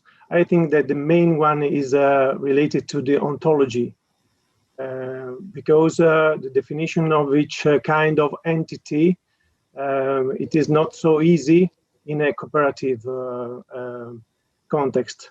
So I think that this should be tackled, and more points are in detail in our relation, in our paper. Let's consider that even into the library works, some concepts are not so clearly defined, such as works or expressions in some fields. So it's quite difficult to have a worldwide, we can say, framework such as Wikidata to be precise and clear. But well, with the help of all, I think it could be improved. Okay, let me also ask you another question from Jesse Lamberston, a very interesting one, in my opinion. He says, one of the issues of universal descriptions is that of biases. He doesn't mean necessarily cultural or political, but technological. What do you think of technological biases in Wikidata, and what, in your opinion, is missing in its structure and potential? Well, I think, but this is really my opinion, that the level of manifestation and items should be clearly stated. But it's my opinion, my really personal opinion, and some particular fields and for some particular resources. But I think that we are working very well, or quite well, at work and expression level, but at manifestation level or item level, of course, there's a little bit more to do, even if we don't think that work expression, manifestation, and items are biases. And so I think we have to rethink the foundations of it. Thank you. Thank you to the two of you. So we will continue with the next speakers. Before moving to the next presentation, please let us screen some videos and messages from the organizers, from the sponsors. It is only 3 minutes, and what's more, they are very, very interesting. So please Stay tuned and let's continue after the videos.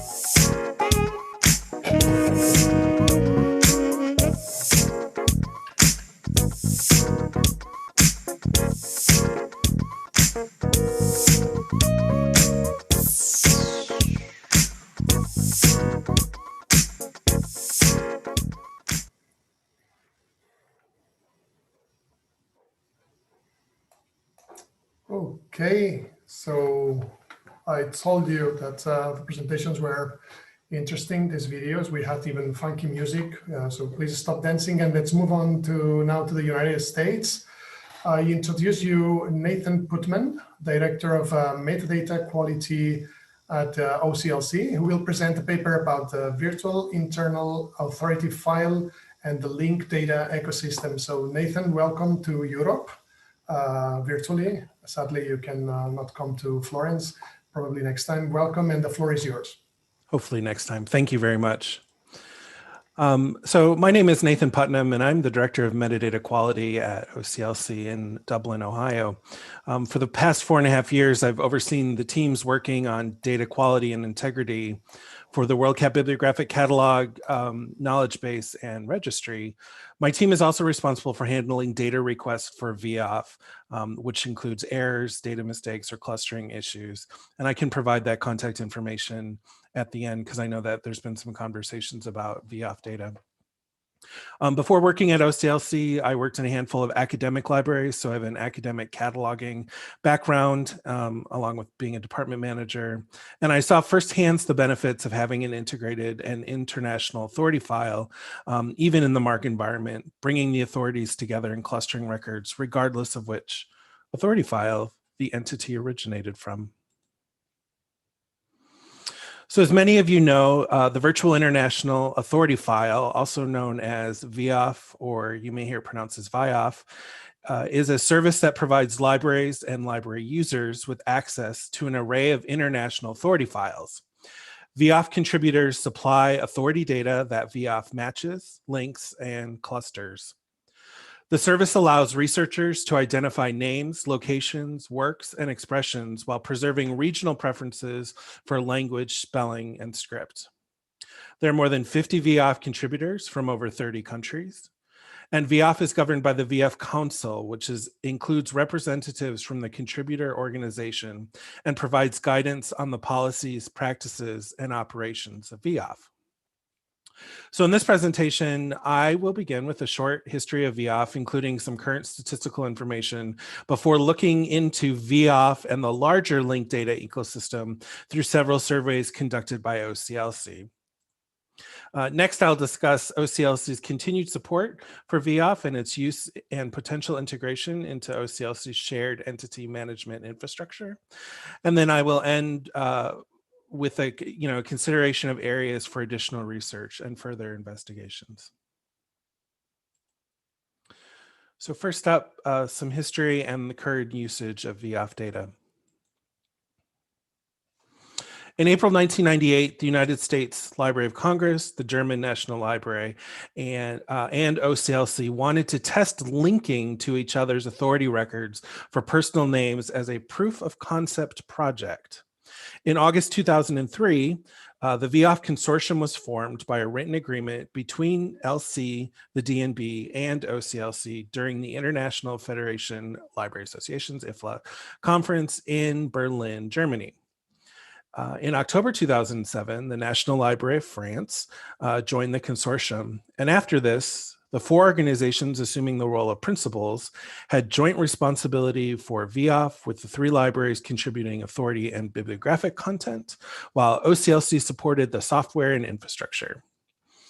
Additional libraries later joined the consortium as contributors, providing source files and expertise to advance the state of VIAF. Because of the success of the proof of concept, the principals and the contributors sought a suitable long-term organization agreement. And after considering several different options, the principals and contributors agreed to transition VIAF to OCLC, which was completed in April of 2012.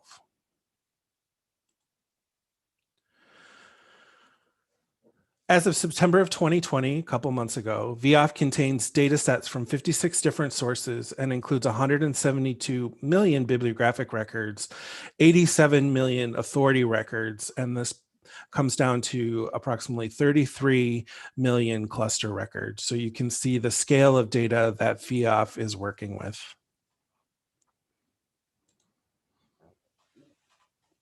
In addition to more specific totals for the status on the previous slide, this slide contains top language representation and source authorities by time. The comparison fiscal years are based on OCLC's fiscal year, which runs from July to June.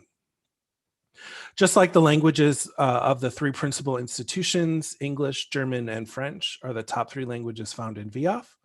VIAF also contains a range of authority records from the sources, including 10.5 million corporate authorities, 10.9 million geographic authorities, approximately 60 million personal name authorities, and 5.7 million title authorities, which total the 87 million authorities stat on the previous slide.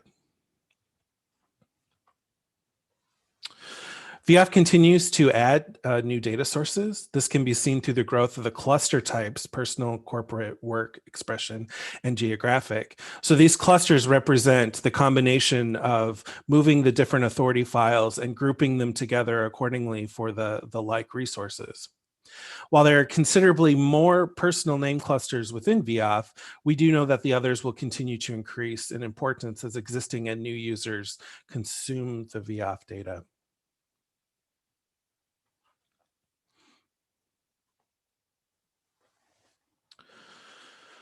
During the past 7 years, OCLC Research has conducted several surveys on the implementation of various linked data tasks and users.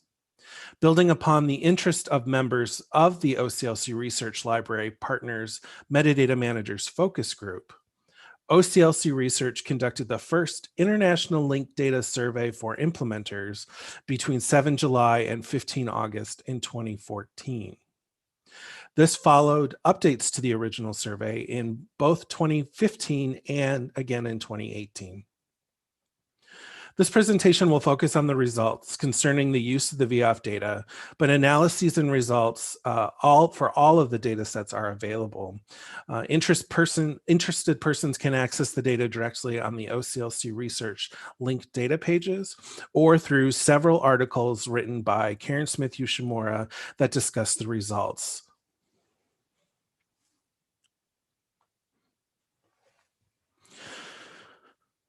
A wide range of institutions participated in the surveys and included research libraries, national libraries, research institutions, library networks, governments, service providers, public libraries, museums, and then a couple that were classified as other.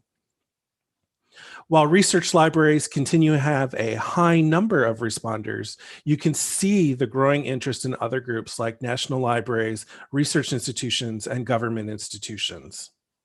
Even on the lower end of the responder spectrum, public libraries and museums have all seen a small growth.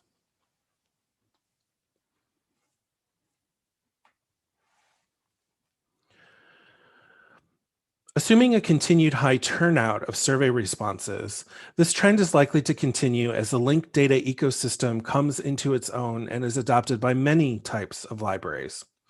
Despite the drop in the number of institutions answering the questions on how long they have had linked data projects or services in production, the number of projects and the time they have remained active continue to grow.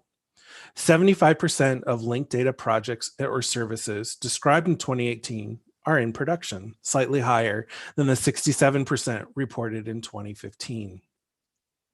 40% of the linked data projects and services described in 2018 have been in production for more than 4 years, or from the time of the first survey.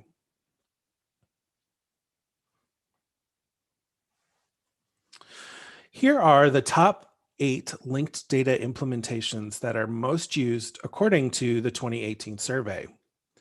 Most used was measured by the average number of requests the service received per day, with all services reporting over 100,000 requests per day. All 8 services have also been in production for over 4 years.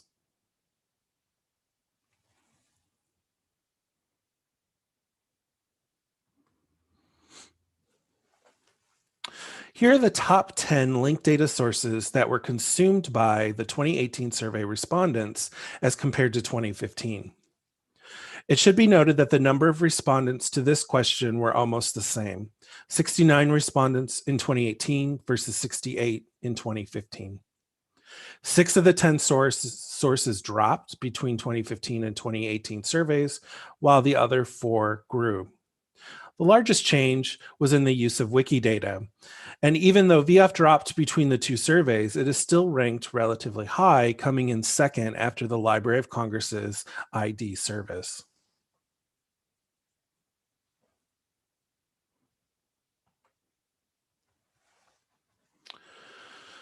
This slide has the services that started to consume Wikidata. This is brought up because it is a reasonable assumption that if the survey were to be conducted again, the use of Wikidata is likely to have increased even further. In some cases, those listed here were also listed previously as having linked data implementations.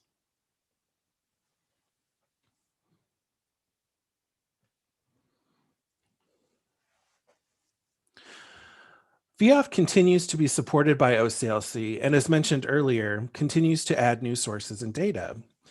The ongoing success of VIAF for various consumers, including OCLC, will depend on greater integration into the linked data environment. This includes transforming VIAF from the primarily marked-based system to one that is native RDF and can be integrated and supported over time. With financial support from the Andrew W. Mellon Foundation in the United States, OCLC is working on a shared and centralized entity management infrastructure for library linked data. When completed in December 2021, this infrastructure will include authoritative descriptions of several types of entities, including works and persons. These will be enhanced and managed by the libraries and OCLC. Connections to other external vocabularies will place library collections in a broader context across the web.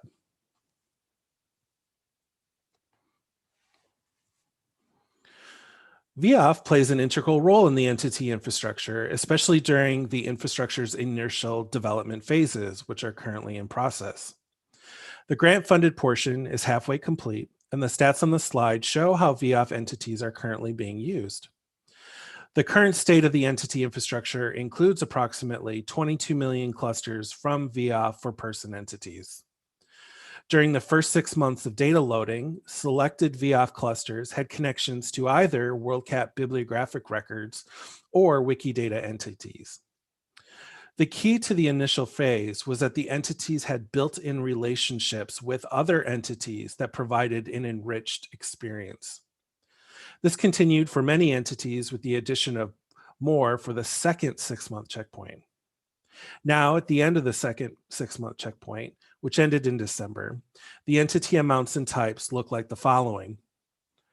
73,000 place entities imported from a separate linked data pilot for Content DM, which contains data from geonames. As stated previously, the 21 million entities imported from the VIAF clusters, and the remaining 7 million work entities imported from WorldCat Ferber clusters.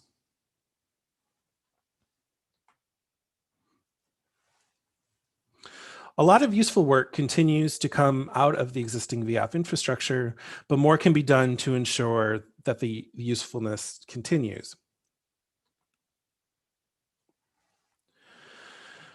Two key areas to help determine the future of VIAF include running the implementer survey in the coming year and continued integration with the entity infrastructure.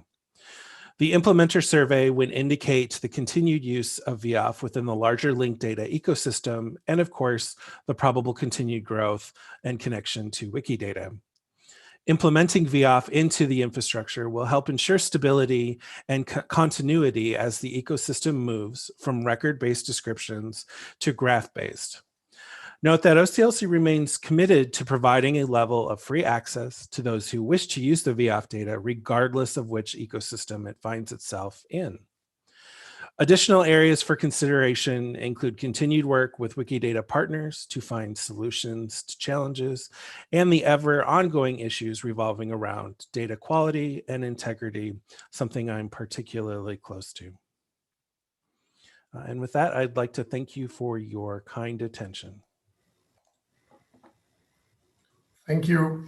Thank you very much, Nathan, for the presentation and also for the timing.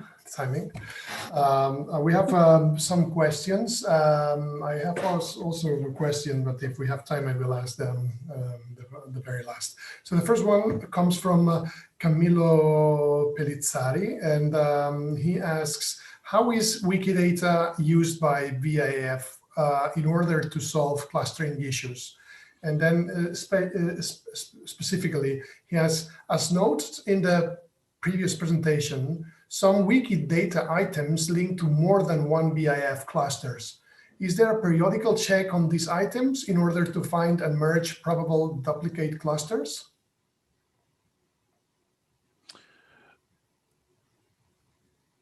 So Wikidata entities, if we have them included in the VOF data, that goes into the clustering algorithms to help disambiguate various pieces of information. The VOF clusters are rebuilt regularly, mostly due to the information that we continually get from the providers, and things change. So clusters may merge or split apart because of new information that is found from one of the data sources. In this case, I need to double check to see what our connection then to Wikidata is for this. We do get responses or comments about Wikidata entities, and we look into those to see, where the issue is, if it's something on the data side, if the data is disambiguated enough for us to be able to tell which source we need to actually provide, and we will update Wikidata accordingly. That's part of the process we go through, in addition to fixing clusters or anything related to Wikidata itself. And so a lot of times we do check for these things, but just because of the sheer volume, we're not always aware of things. So if you do notice things, it's always good to contact us to let us know. We do look for patterns as well. So maybe the one issue you've reported may fix several other items, just because we do look for those patterns. Thank you, Nathan. There is another question by an anonymous attendee asking what are the prerequisites for a library to participate in BIF? There's a form to fill out on the OCLC website, and I can provide that link. We do right now. We do ask that you go through your national library. So if we prefer to do that to keep it kind of consistent across the infrastructure, so that there aren't thousands of people or thousands of libraries going through this. And a lot of national libraries do contain some of the data within, or some or all of the data within for their country as well. So if you are interested in participating in VOF, contacting your national library would be the first step. Thank you, Nathan. Then there is a question about languages. I would like to also add a remark on this. I mean, you mentioned that the top language represented were English, German, and French. Out of curiosity, I did not expect to find Italian and even less my beloved Catalan, but how it happened that the Spanish is not more present. And let me link this with the question of the anonymous attendee. He or she asks, is the table for top language representation related to the bibliographic and the authority records? My main point, sorry, so I was about to ask, or is it related to the languages of the collections? It relates to the languages of the cluster. So after we've clustered the bibliographic and authority records and created works and persons, it's the languages related to that. I would need to dig into the sources to figure out why or where Italian and Spanish fall into the list for that particular thing. And just because they're not in the top 10 doesn't mean that they're not highly valued or even used by other systems. It's just, part of the reason is that those top 3 languages have been participating since almost the beginning. And so I'd probably find more data for them. Okay. Jesse Lamberstone asks also, Nathan, since the moratorium on 024 has ended and the VIF clusters include entries from id.gov, is a project possible in collaboration with the Library of Congress, in which VIF entities may be linked in the Library of Congress NIF? Is this the kind of project that would need special funding? We would probably look into special funding for that. We would also want, because the id.loc.gov is from the Library of Congress, I think that it would be appropriate for them to initiate the request, because I know that we would have to work with their system infrastructure as well. There's probably something that can be done fairly simple and may not need the special funding. But Jesse, it'd be something to look at, and maybe going through the PCC, the Program for Cooperative Cataloging, to see what's possible to connect OCLC with LC. Thank you. And then a final question from an anonymous user also. She says the use of VIF clusters in the field of classics is increasing in the last years, but the problem of very high duplication rate is deeply felt. And he or she gives a couple of examples that I cannot access now because there are links.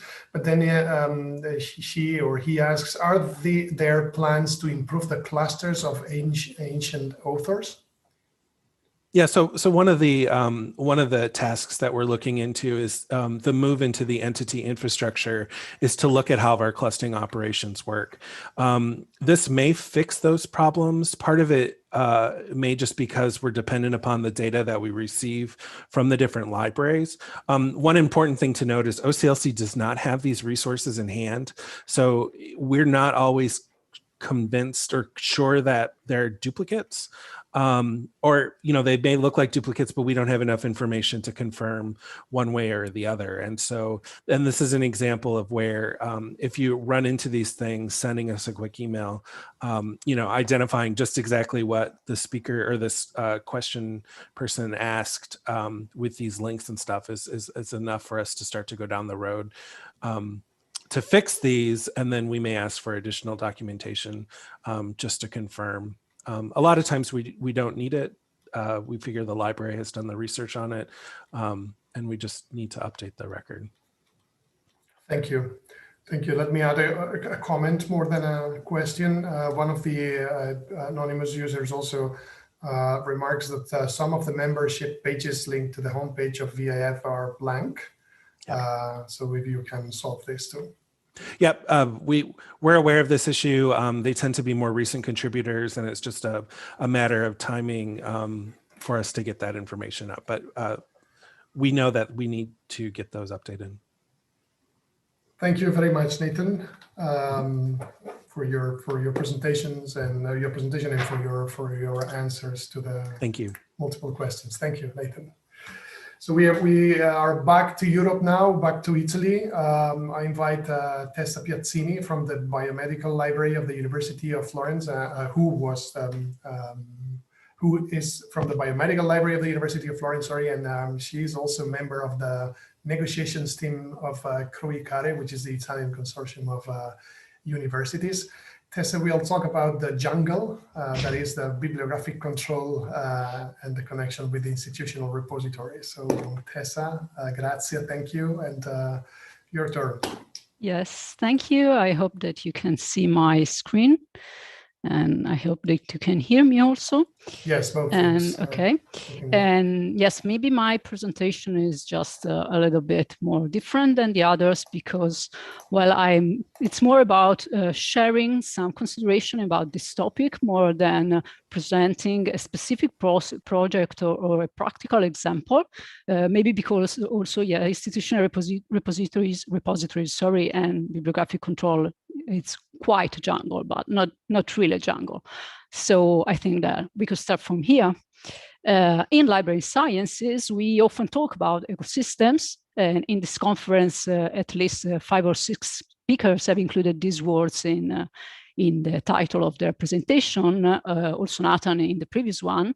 And with this naturalistic metaphor, I used to think of repositories as a jungle, as the song of the Guns N' Roses is from there that derive my subtitle, so Welcome to the Jungle. So chaotic, dense, and impenetrable. Now, however, I look at the repositories rather as a rainforest, an equally complex environment full of variety. It's multi-layered. It's characterized by a lot of internal and external communication networks, and also hidden and visible interdependencies, an environment that rests on a clean, rich soil on which is it possible to move and walk. The relatively short history of repositories show us a great variety in terms of store materials, so preprint, research publication, teaching materials, and so on. in terms of population and organization, and also in terms of software. We must not forget that the repositories were born because of the initiative of the scientific community, in particular by the will of single authors.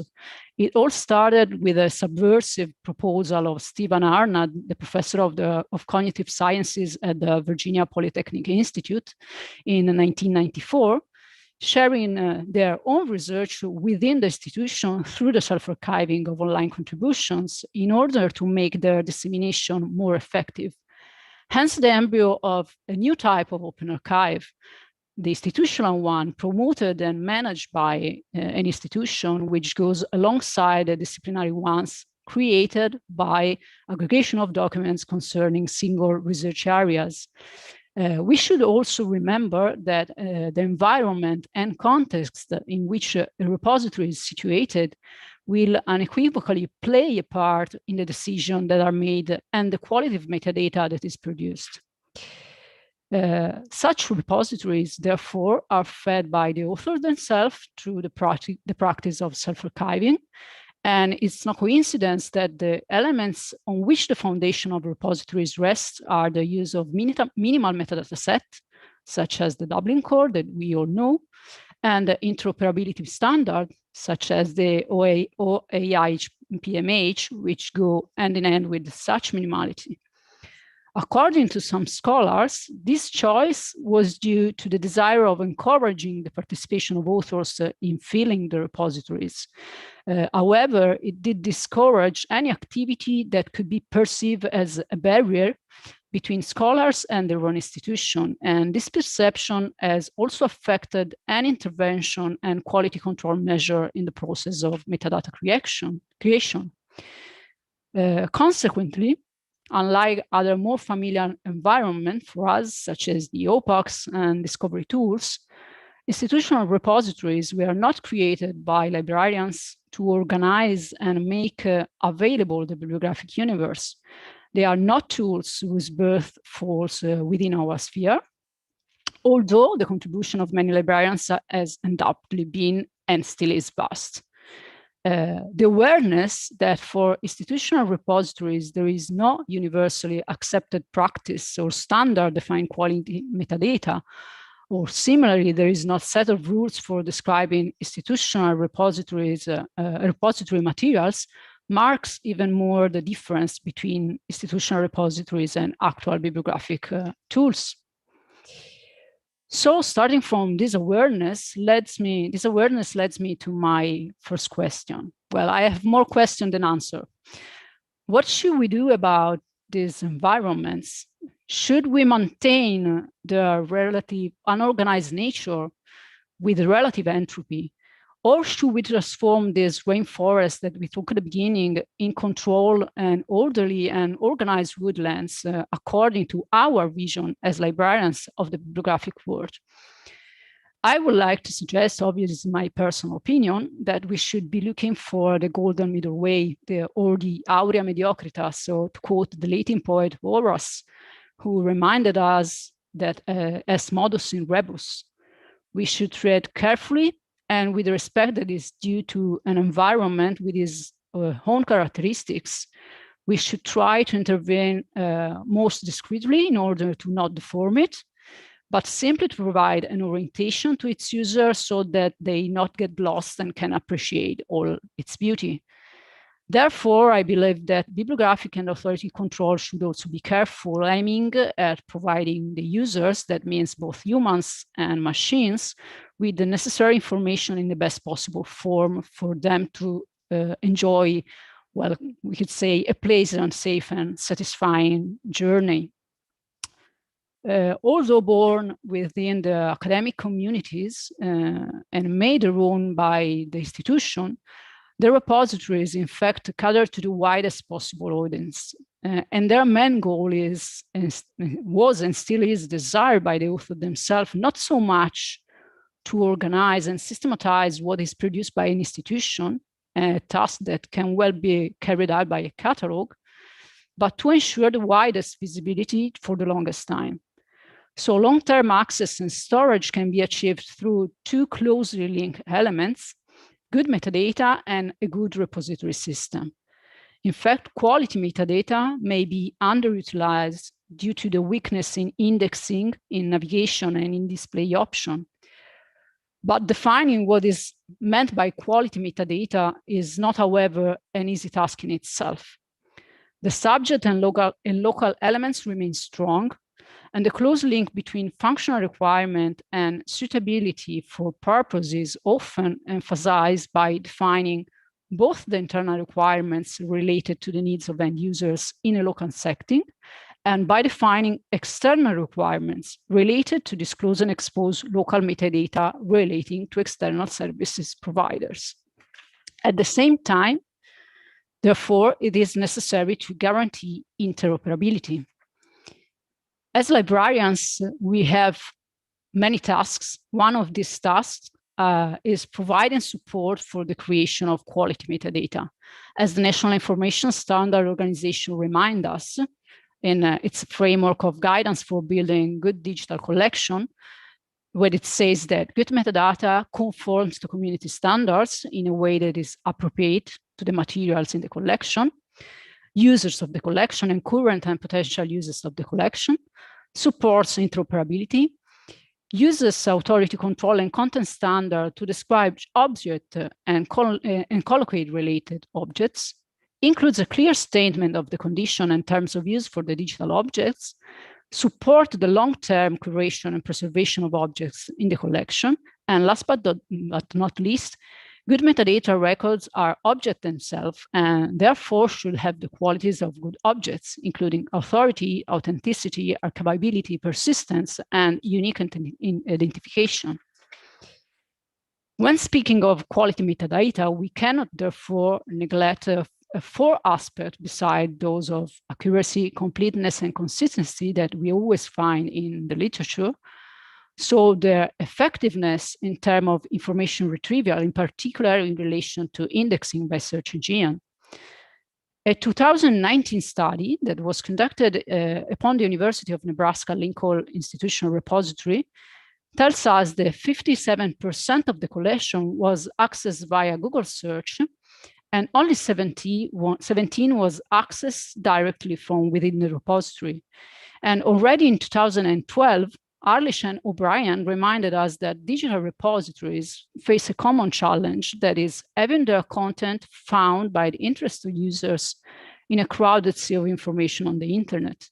So their research also shows that all the analyzed repositories, regardless of the platform, had a low index ratio, making them virtually invisible to Google Scholar. The ultimate goal, however, remains that of assuring the widest visibility, which is also achieved by making the repository context externally shareable.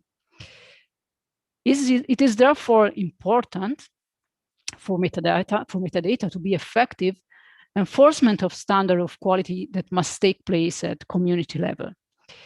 And it is necessary to establish effective policies for the management of authorities in these types of digital collection through cooperative efforts that will permit the development of corpora of authority entries that will aid the processes of cataloging, metadata creation, and information retrieval.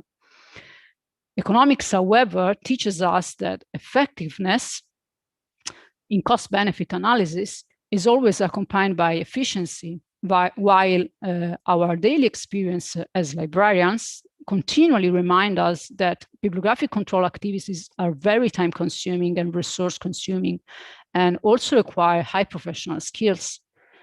Hence, the need to make prudent choices on how to distribute the efforts and how to use all the tools that can help reduce costs. Now, in the face of the continuous growth of scientific publication, result also of the increasingly pervasive evaluation activities, especially when the main source is the self-archiving, one of the tasks of librarians within the institutional repositories is to build clear and fast paths, which simultaneously guarantee ease of use and quality of information, both for authors and readers, by working on those metadata that have an impact on access. The first basic form of support consist in offering authors or editors explanatory notes, instruction, drop-down menus, pop-up windows when filling in the bibliographic form. In this case, we certainly cannot speak of bibliographic control. Nevertheless, it is a first step which we cannot ignore. Providing clear information and simple tools and technical supports goes along with training and education activities, and they all constitute an indispensable step towards creating a community of users who have awareness of the creation of quality metadata, as to reduce ex ante the need for subsequent controls. At the same initial layer of support, we find the preliminary definition of best practice and metadata guidelines that are for repository managers and staff. Metadata guidelines seem to be quite fundamental in ensuring a minimal level of consistency in resource description within a collection and across digital repositories. The second level could consist of recovering quality data from third-party sources through identifiers. Here is where we have another naturalistic or rather environmentalistic metaphor that comes into play, that is recycling, intended as the possibility of quickly recovering structure and valid information from external sources. Currently, when it comes to bibliographic and authority control, scholars seem to agree on two main tools. First one is unique publication identifiers for retrieving the verified metadata. And second, unique personal identifier to ensure the quality control of the authors. Both tools currently have some limitation and difficulties, but there seems to be a certain agreement among scholars on their effectiveness. With an eye to the economic sustainability that we never forget, there is a growing tendency for repositories to offer the possibility to retrieve a lot of information from external databases or directly from the publisher through DOI, Scopus identifier, Web of Science, accession number, ISBN, PIMD, and so on. A choice of this kind implies, on our part as librarians, the acceptance of delegating the organization on presentation of data to third parties. But I think that is not so new for us. We have done it with derived cataloging, and we do it to date in part with discovery tools.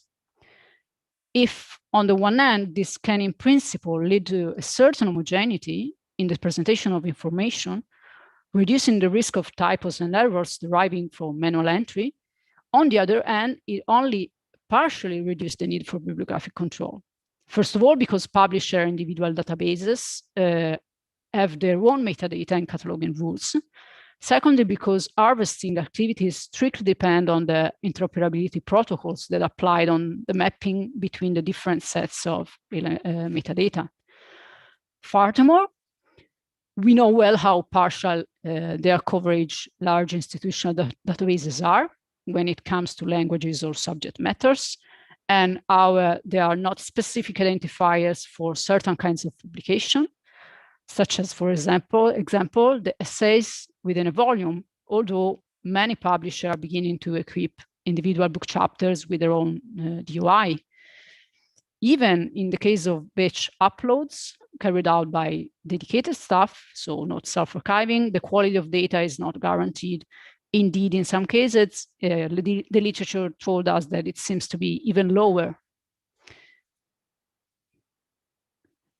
We find similar problem, especially in the management of the authors' names, whose ever-changing forms have always been a great challenge for the authority controls, not only in the repositories, but of course also in our catalog. It could be due to the will of authors, so discontinuous use of the middle name, abbreviated form, and so on, or not. So different presentation, transliteration, linguistic variants.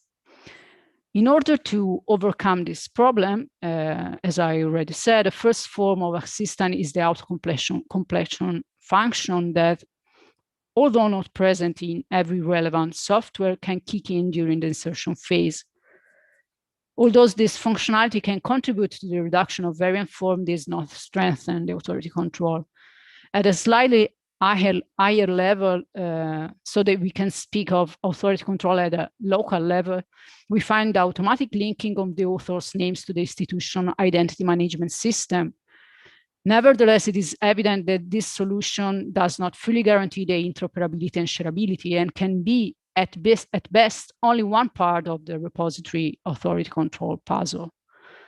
In order to achieve this result, unique identifiers of the names are being implemented within the repositories by linking to external authority schemas. The interesting aspect for me, determined by the evolution towards a linked open data model, is the transition from the concept of name authority work to that of identity management.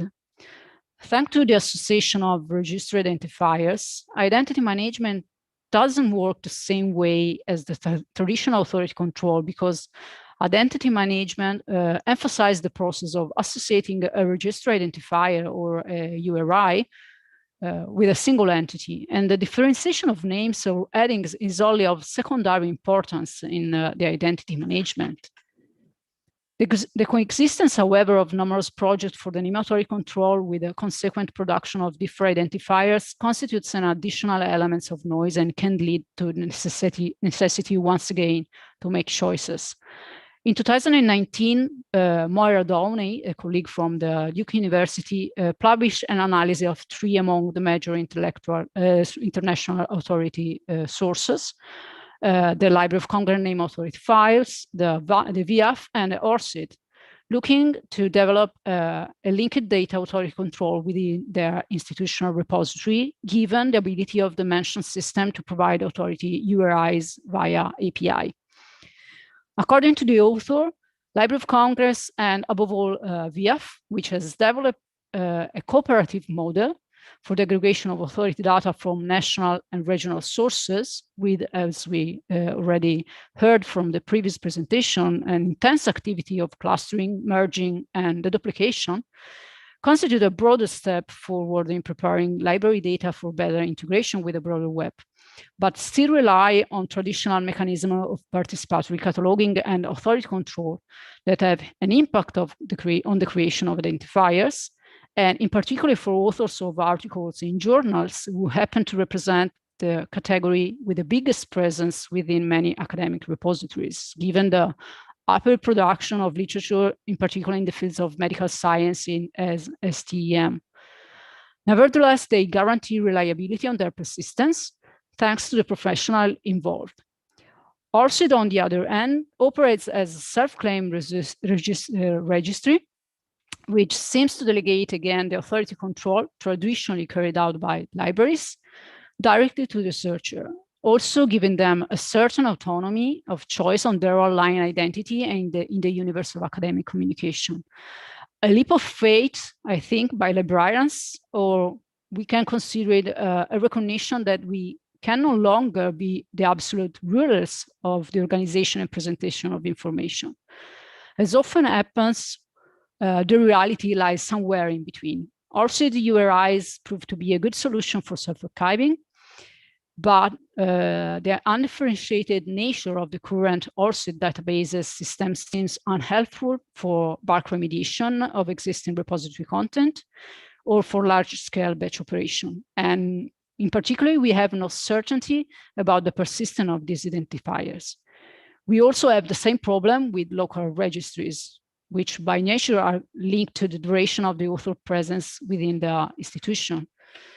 I believe that offering authors a tool, if it's not a perfect one, to present themselves is well, I could say a courageous and intellectual honest choice that we can support by making its use and implementation as easy as possible within our repositories and continuing to invest in a parallel education information activity on best practices.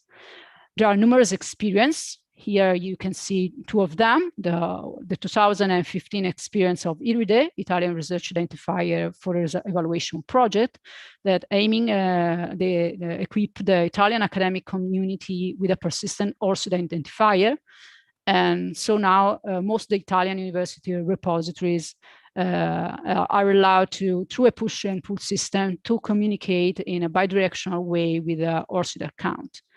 And equally interesting is the experience of the EUI, the European University Institute of Fiesole, that it's one of our hosts for the integration of its databases. So CADMOS, the EUI Central Persons Registry, and with ORCID, which is also a solution for the authority control over the names of authors that partially compensate the absence of a current research information system.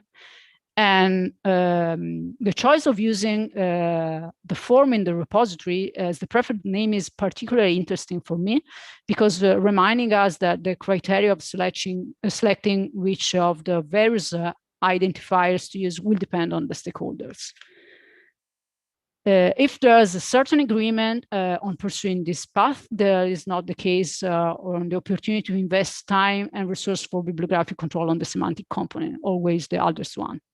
In the content of institutional repository, in many cases, the multidisciplinary one, often fed by the author themselves, while the depth and the breadth and variety of disciplines means that the use of subject control terms is possible only at high level if we are to maintain homogeneity within the repository itself. If, on the other hand, we want to respect the heterogeneity and we let the community's self-disciplines, we will end up with a repository in which the consistency of semantic metadata will be extremely varied. So from their total absence to populating via recognized thesauri, and in between all the complexity that we can imagine. Again, we are faced with entropy versus control dilemma. So how must, another question, how far must our intervention as repository managers go? And so Lubas, speaking of PhD thesis and dissertation repositories, argued that any subject indexing intervention by staff should have complemented and not replaced the choice of keywords made by the authors, even if this would have led to an inevitable increase in noise.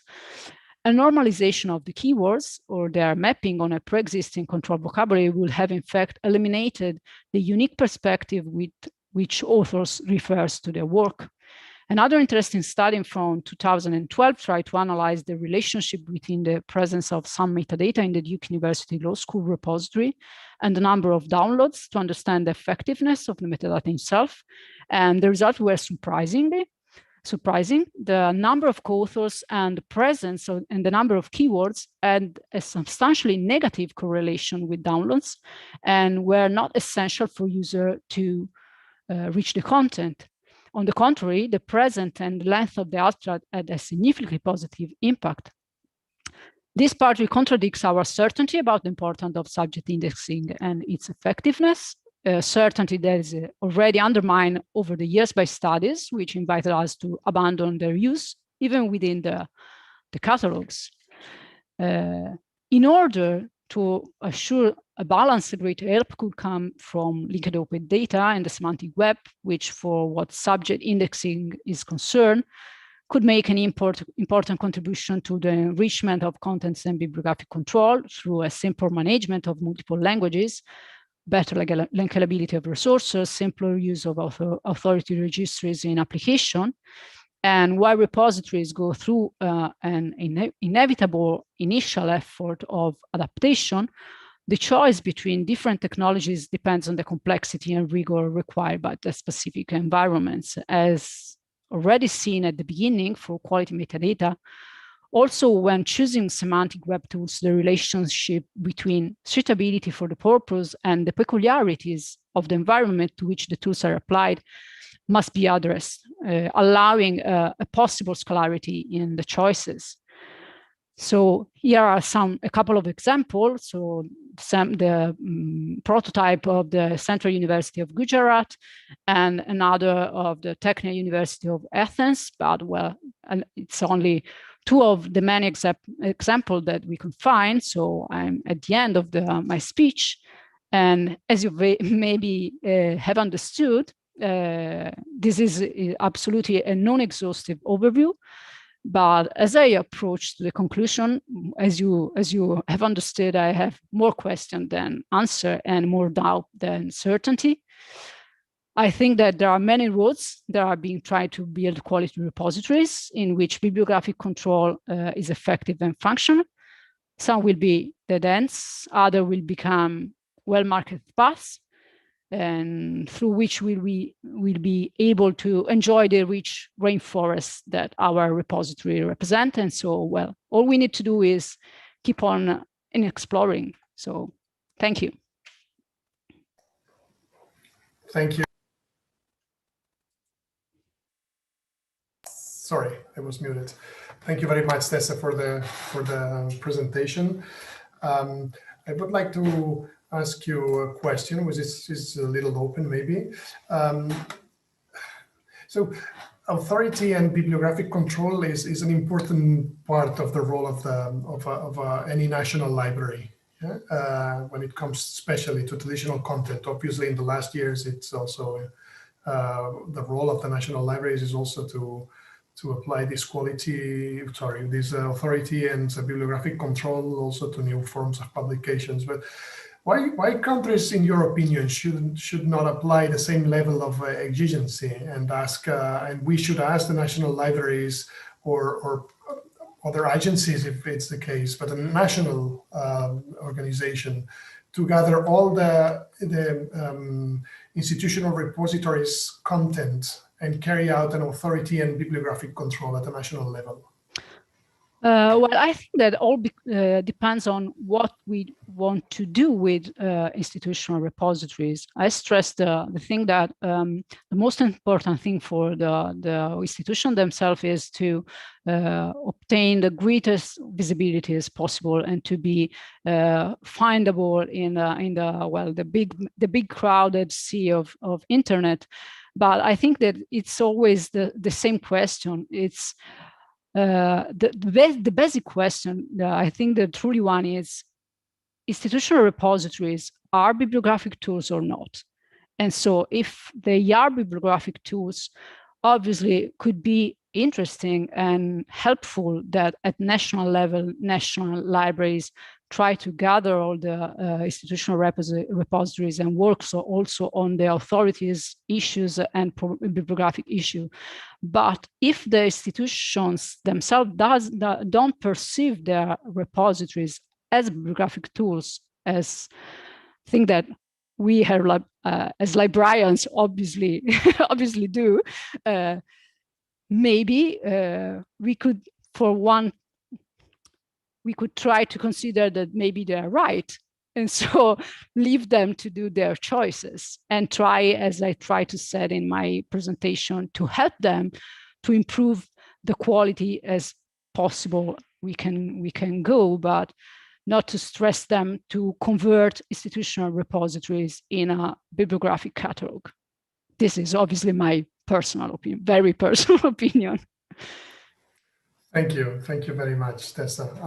Since you finished your presentation with more questions and answers, I think that happens the same with we need another session only for a big discussion about this topic. Okay, now I hope that the sponsors, they have noted this and they will invite us again to discuss more of this. Thank you, Tessa. Thank you very much. So we move on. Our next speaker is also from Italy and also from Florence. Sabina Magrini works at the State Archives, the Archivio di Stato. She has also experience as a librarian, having worked among other places in the magnificent Biblioteca Medicea Laurenziana here in Florence. So the title of her presentation is Ti racconto in Italiano, Management, Description and Indexing of Oral Sources, a project by the Istituto Centrale per i Beni Sonori e Audiovisivi. So Sabina, thank you very much, and whenever you want. Thank you very much. Thank you for the invitation. Thank you for the presentation. I hope you can hear me clearly. So here I go. Very good. Perfectly, yes.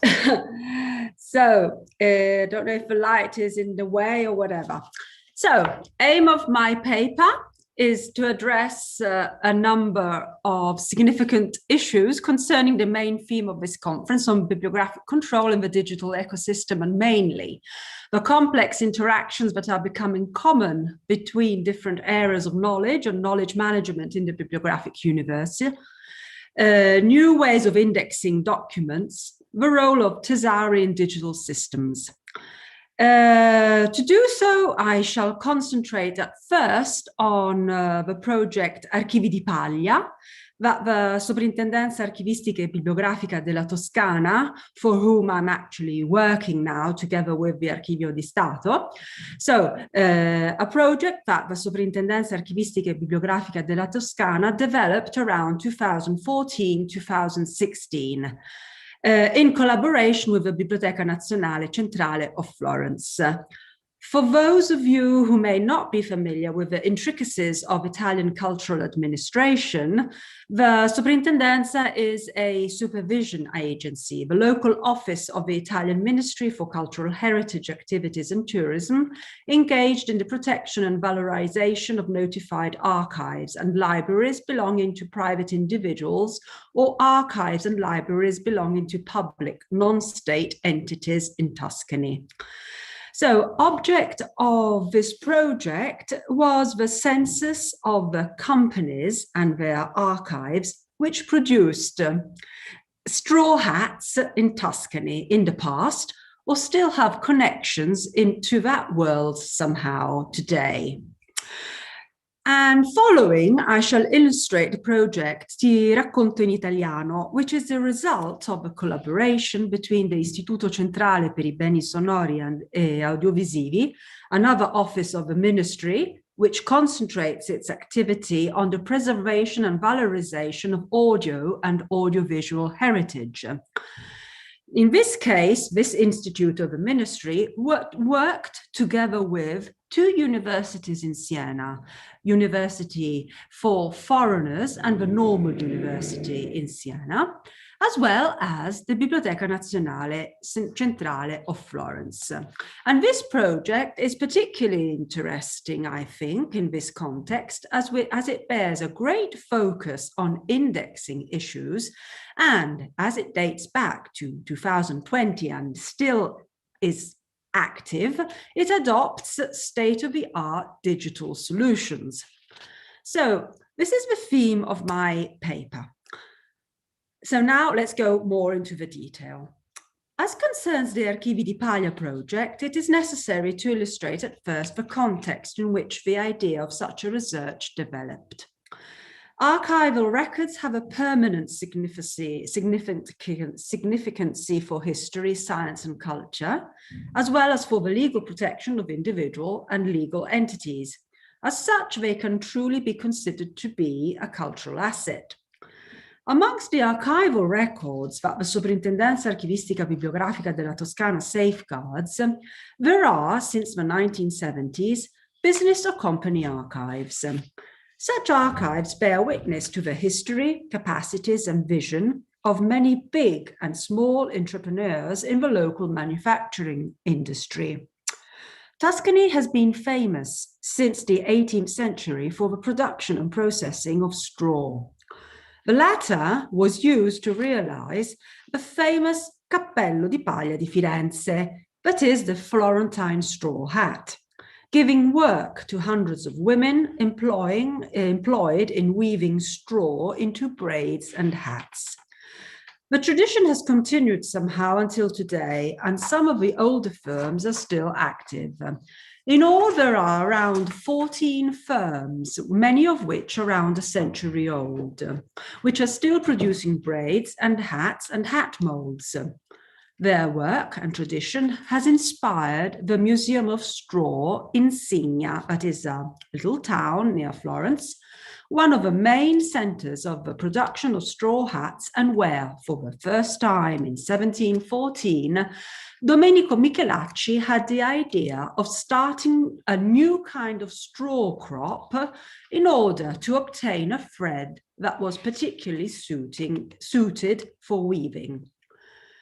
To celebrate the 3rd centenary of the revolution in straw production and processing in the region, after Michelacci's pioneering experiences, the Soprintendenza Archivistica opted in 2014 to realize the census of the companies that were or are still active in the sector, to collect data on their archives and to organize and record a series of interviews to business owners, workers and furnishers active in this line, as well as their relatives, in order to have first-hand information on their way of life and work. The interviews, some on video as well, were intended for the museum at Signa. One of the main aims of the project was also the publication online of the so-called SIUSA, descriptions of the archival records of the firms involved. SIUSA is an acronym for the Sistema Informativo Unificato per le Soprintendenze Archivistiche, Unified Information System for the Supervision Agencies. It intends to be the primary access node to non-state archival documents, both public and private, which are not kept by state archives. The system describes the archival fonds according to a multi-level description: the creators, bodies, people and families who produced the documents performing their activities, and the persons or bodies who preserve, custody the archives themselves. General historical, administrative and archival information is provided to allow a better comprehension of the context. The aim of SIUSA is to assure the preservation and the knowledge of these sources and to provide access to them. It was immediately clear then, from the perusal of the documents and the examination of the content of the interviews, that it would have been essential to dispose of a controlled vocabulary focused on the world of straw processing. In such a way, it would have been possible to choose from a selection of terms in order to index content or to retrieve content through browsing or searching. The SIUSA descriptions and any other works on the archives and interviews would have gained, in this way, so much in sense, purpose, and usability. The potential of language as a meeting point between libraries, archives, and museums was, on the other hand, a theme of reflections in those years for the Soprintendenza under the direction of my predecessor, Diana Toccafondi. So much so that in 2012, it had already created the basis of a collaboration with the National Library in Florence through a series of explorative letters and reciprocal declarations of intent.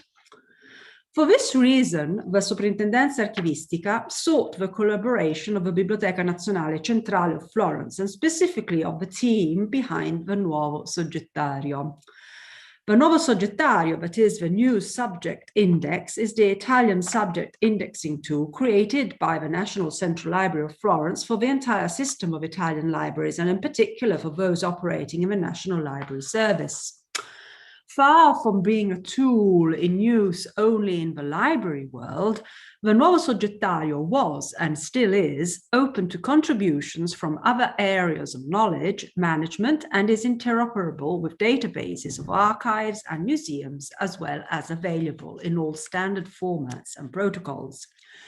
Significantly, the potential of this interaction between different worlds was explored on occasion of the conference organized in 2012 by ANAI, the Association of Italian Archivists, MAB, that is Musei, Archivi e Biblioteche Professionisti del Patrimonio Culturale in Toscana, as well as the Tuscan region, and hosted by the Soprintendenza itself.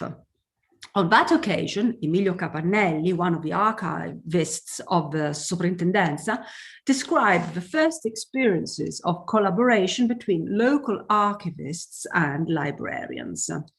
So, thanks to this collaboration with the National Library, Alessia Artini and Silvia Melloni, the two freelance archivists who worked on the Straw Archives project, under the guidance of the Soprintendenza, and particularly Renato Del Fiolo and Luca Faldi, produced a series of controlled vocabulary terms which have been accepted and adopted by the General Thesaurus, that is the main component of the Nuovo Soggettario system. These terms, hence, recur in the scientific production concerning the straw archives. The idea was that of continuing the collaboration between archivists and librarians in order to create other carefully selected lists of words and phrases in order to tag units of information in other domains, such as the archival records of other manufacturing sectors. So far, though, this has not occurred, at least as concerns the Soprintendenza Archivistica in Tuscany, but we have great intentions for the future. So, a more complex and recent project that develops significantly some of the themes touched by the Archivi di Paglia is that of Ti racconto in Italiano. This one-year-long project, which has been financed by the General Directorate of Libraries in the Ministry, aims at promoting the collections of the Istituto Centrale dei Beni Sonori e Audiovisivi, as well as the knowledge of the Italian language and culture abroad. So, what it is all about, and first of all, what is actually the Istituto Centrale dei Beni Sonori e Audiovisivi, otherwise known as ICPSA. ICPSA, as said before, was ICPSA, the Central Institute for Sound and Audiovisual Heritage, was founded in 1928 and was once known as the State Discotheque. Its first collections consisted of a record collection entitled The Word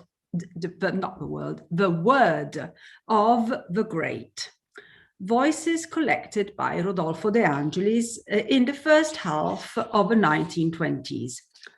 Over the years, documents of folklore, music, history, theatre, dance, cinema have been added to this initial nucleus, which represented the first Italian public sound heritage recorded on the most desperate media from the wax cylinders invented by Edison to records, tapes, videos, up to current digital media. The materials belonging to the Institute are public and available for consultation via online public access catalogue, with the possibility of listening to the incipit of the digitized sound documents and consultation of the accompanying description. So, at the beginning of 2020, when I was the director of that institute, we decided to collaborate with the University of Siena and the University for Foreigners of Siena in order to make a section of the historical voices collection available to the public in a different way. The materials made available by the Institute for the realization of the project are 36 interviews on audio files lasting an average of 1 hour each, carried out between 1983 and 2006. The interviews chosen by Piero Cavallari, who works at the Institute, involve prominent personalities from the world of Italian business, art, and culture for a total of about 40 hours of recording. In detail, the corpus of interviews comprises 13 interviews with writers, intellectuals, actors, and directors, dating back to 1983-1989. For example, Giorgio Bassani, Attilio Bertolucci, Giorgio Caproni, Alberto Moravia, Franca Valeri. 11 interviews with artists dating back to 1987-1988. For example, Maria Lai, Alberto Sartoris, Toti Scialoia. 12 interviews with entrepreneurs dating back to 2006. And here we have, for example, Pia Berlucchi, wine, Wanda Ferragamo, fashion, Giorgetto Giugiaro, design, Steno Marcegaglia, steel industries, Loris Meliconi, house goods, Ernesto Illy, coffee world. So, what did we do? As concerns the University of Siena for Foreigners, My institute decided to activate a research grant in order to carry out the didactic adaptation of these sound materials to make them available online to teachers and students of Italian level B1, level B2. The purposes were two: to bring foreign learners closer to intensive listening, to encourage the learning of Italian, but also to open them a world of ideas, stories, and emotions linked to some extremely interesting personalities of the second half of the 20th century, and through them to offer a cross-section of the Italian culture and society of that period. The work was accomplished by Elena Grifoni under the supervision of Professor Pierangelo Diadori. As Professor Diadori has noticed, it is difficult to think that a person with a mother tongue other than Italian and unfamiliar with the Italian culture of the second half of the 20th century could listen to interviews lasting over 1 hour, or read the automatic transcription offered. Not even a person of Italian, not even a native Italian speaker would do it. The goal was therefore to create a battery of metadata which could be freely surfed online and associated with the audio files and written files relating to each interview. It all had to be done in form of comprehension or completion exercises with closed answers to be carried out in relation to the listening or reading of the texts provided, together with keys for self-learning. The format had to be such as to allow the insertion of these sets of exercises on the platform in order to make access faster and offer immediate feedback with keys to the answers. Also, a glossary has been realized. So if one thinks of the shortage of audio didactic materials, having this instrument available anywhere in the world online with the advantage of being free of charge and the possibility of accessing authentic cultural contents, you can understand the importance of this operation. The other university in Siena instead contributed in a different way. In the indexing, and so its consisted in the indexing of the text in order to make it interesting for a wider number of potential users and perusable for research purposes. In this case, as well as a research grant, a research grant was activated, and the work was accomplished by Cecilia Valentini under the supervision of Professor Silvia Calamai. As Valentini and Calamai have pointed out on occasion of a presentation of a project at the Clarin Annual Conference in 2020, the main objective of Ti racconto in Italiano was to create tools facilitating users' search through the collection. Therefore, finding aids such as indexes and thesauri have been realized. Indexing has been done classifying each segment of the documents at regular time intervals with a label. The terms used as labels consist of keywords and control vocabulary and are structured in a specifically created thesaurus, that is a specialized vocabulary of hierarchically listed words and phrases that indicates a preferred term among synonyms and shows relationships between terms. The use of a thesaurus facilitates the retrieval of information and ensures greater consistency in the indexing of documents. The thesaurus used is naturally that of the nuovo soggettario.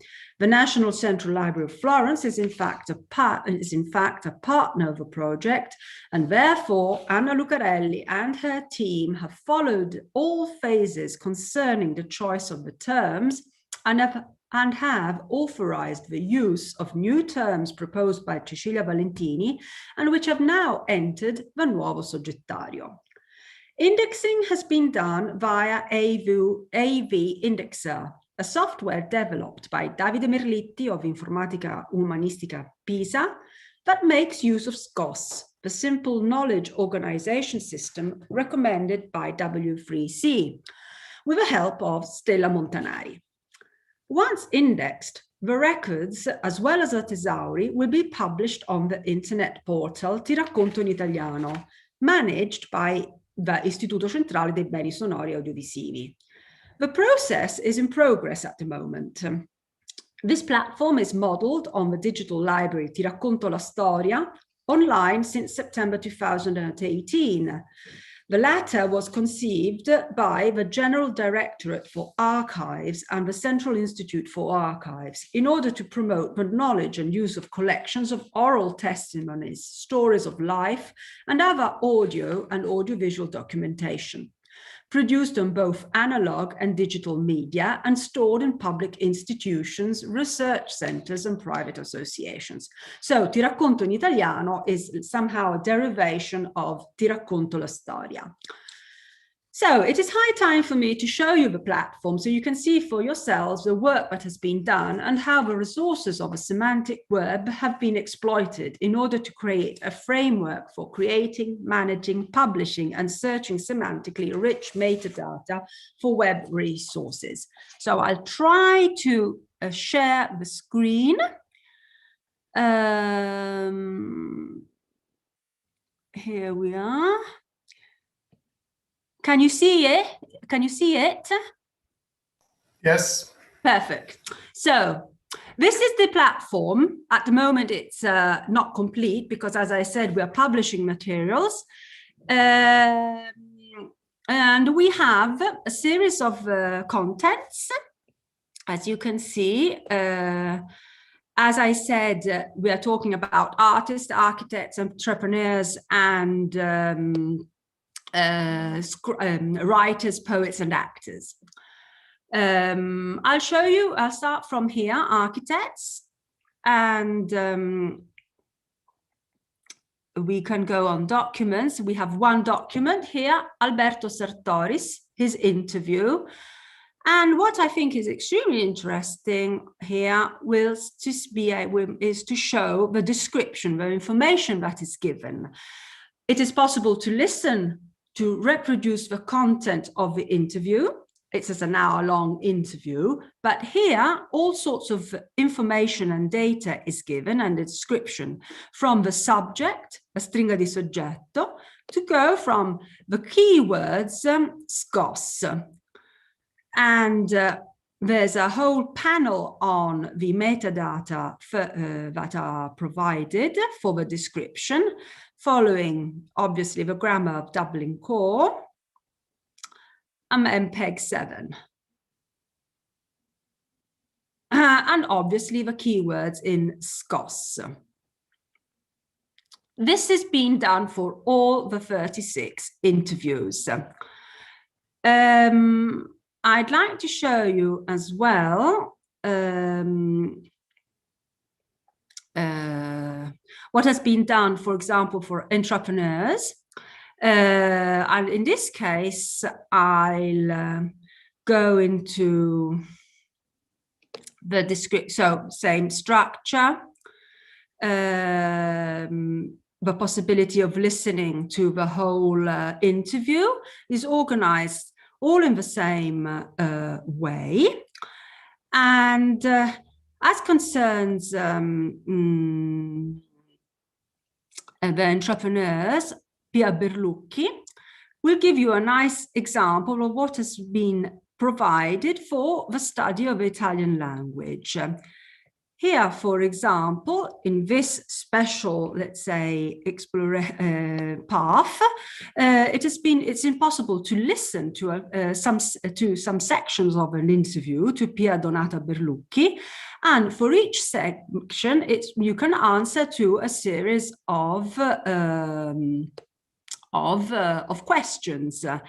You have the possibility of choosing the answer to the question provided, and at the end it is possible to compare your results and understand if you've understood or not what Pia Berlucchi was actually talking about. This is for written comprehension level B1. Also, there are examples of other type of exercises for oral comprehension. And in this case, obviously, you listen to what Pia Berlucchi is saying, and then after you have understood, you fill in these, let's say, closed answer exercises.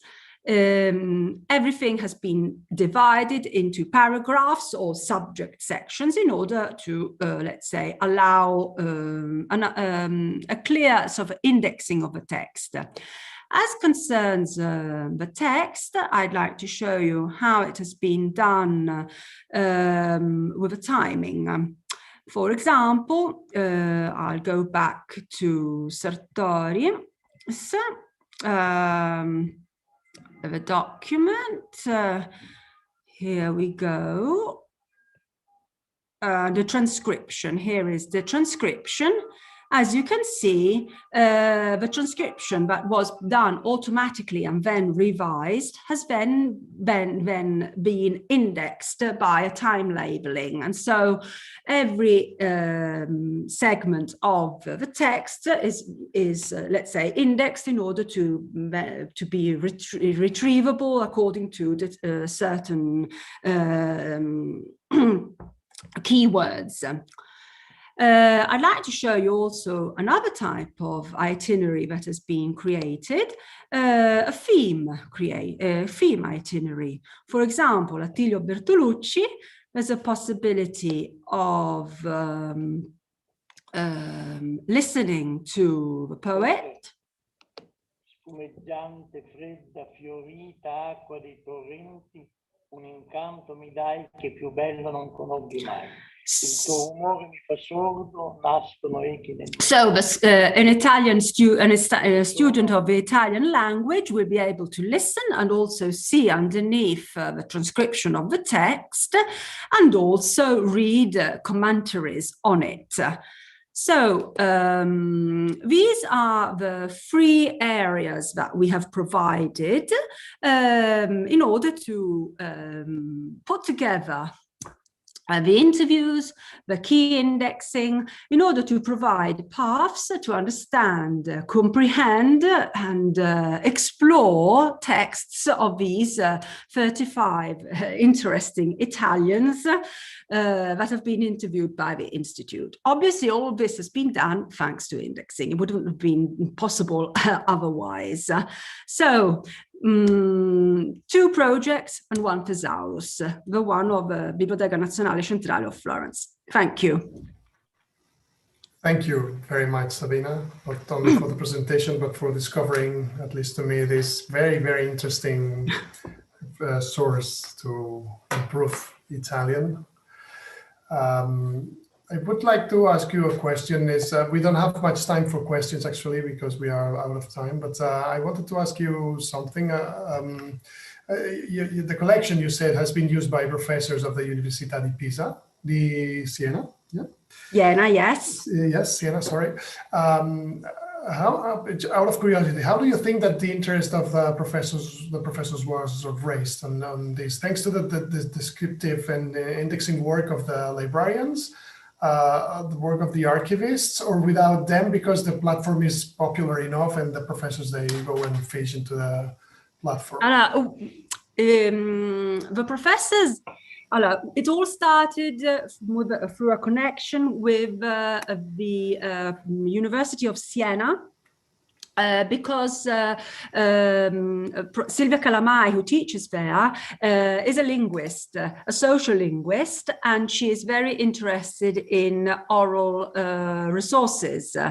And so between the Istituto Centrale Beni Sonori and Silvia Calamai, there had already been a series of interactions on the way of exploiting, let's say, oral sources for study purposes.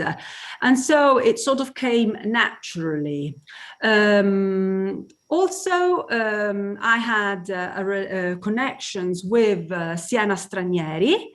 And as the theme of a project that has been financed by the Italian ministry, and specifically by the Directorate for Library for the Promotion of Italian Language, I decided to, let's say, hear if there was interest from the University Siena stranieri to collaborate to a project like this. I needed somebody who actually taught Italian to foreigners and had the method.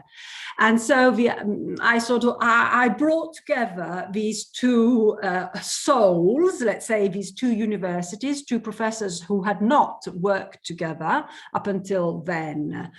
And also the Ministry of Foreign Affairs is very interested in this project. And in fact, it is going to be promoted by the Istituti Italiani di Cultura all'Estero for the promotion of Italian language and culture. Thank you. Thank you very much, Sabina. Thank you. We are about to close the panel. Only for today, of course. We move again to North America, this time to Montreal in Quebec, Canada. Pat Riva, Associate University Librarian, Collection Services at Concordia University, and who has also served in several national and international committees about classification, cataloging, description. We'll talk about the multilingual challenge in bibliographic description and access. So Pat, welcome. And what I think that is not even the morning anymore in Canada.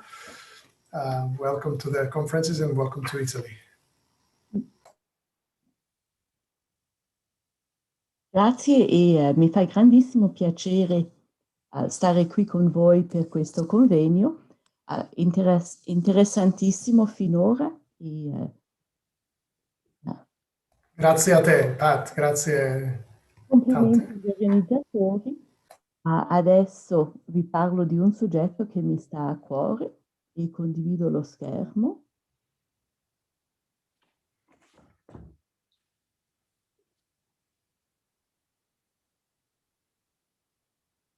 Okay, are you seeing my slides? Yes. Good. Good. So a subject of great interest to me is the multilingual challenge in bibliographic description and access. And I'd like to start by thinking back to today's, to our conference theme and universal bibliographic control. So, Pat, just sorry for interrupting you. Just if you can maybe adjust a little the microphone, because we hear you well, but maybe a little bit low. Let me get to a spot where I can. Maybe it's the physical position of the microphone. I don't know, but if not, I mean, you can continue. Here I have. I should have increased the volume with this. Okay, let's try. No problem. Thank you. In its original conception, UBC, the idea was for each national bibliographic agency to create data for its own publications and share these then while following standards and allow reuse internationally. But then the idea was that we'd all use the same form of access point as established by the originating agency. And this would make it possible to exchange records and integrate them all into all the national catalogs. The focus then was on efficiency and maximum sharing of effort. However, global means multilingual, and this approach didn't take into account the user's difficulty. They would have to devise search strings in all the languages to get the required search results. So the user would have to search Plato or Platone or Platon or in Greek or in many other languages. And it just isn't good service to push this burden onto the end user. So in reality, while each bibliographic agency could be informed by the work of their colleagues, they would still need to establish their own preferred forms and recatalog records to integrate them into their own catalogs. And so then we have the next conception of UBC, which involved linking authority files as contributed by different bibliographic agencies so that entities, the same entity, but described according to different choices of preferred language or script, and different cataloging conventions would be brought together by mapping. This is the thought that led to the VIAF file that we heard about earlier that Nathan described. And of course, it's a very powerful idea and it translates nicely into the semantic web. But we still need to think about display and retrieval of metadata, not only access points, from the user's point of view. And this user may be multilingual. So we can't avoid, as human beings, working in language, thinking in language, and it has a great effect on all we do. And arguably, we can do little with library resources without using language to mediate our access. Even resources with primarily visual or non-linguistic auditory content are still mediated via metadata that includes language and writing systems. In fact, many user communities are multilingual, and our library collections are multilingual, and individual users have a continuum of language ability in multiple languages, and this is reflected in the kinds of resources they want to access. So note that a person doesn't have to be perfect in a language to use library resources in that language. And of course, Sabina gave us a lovely example of a situation where a language learner may want to use materials in another language. But even in general, in many cases, one can use a library resource, even if you can't read absolutely all of it. For example, the resource itself may be multilingual. So think of something offered in a facing page translation. Or you might have the proceedings of a conference where different contributions are in different languages. Or it may be a resource that in fact has minimal text, as in some art catalogs, where the real content is the images, or maps or other image collections. And so we have to come back to a basic term that we will refer to, and that is the language of cataloging. And remember that this refers to the language used for all the metadata that the cataloger must provide, both descriptive and subject metadata. So a traditional assumption is that one catalog will be built around a single language of cataloging.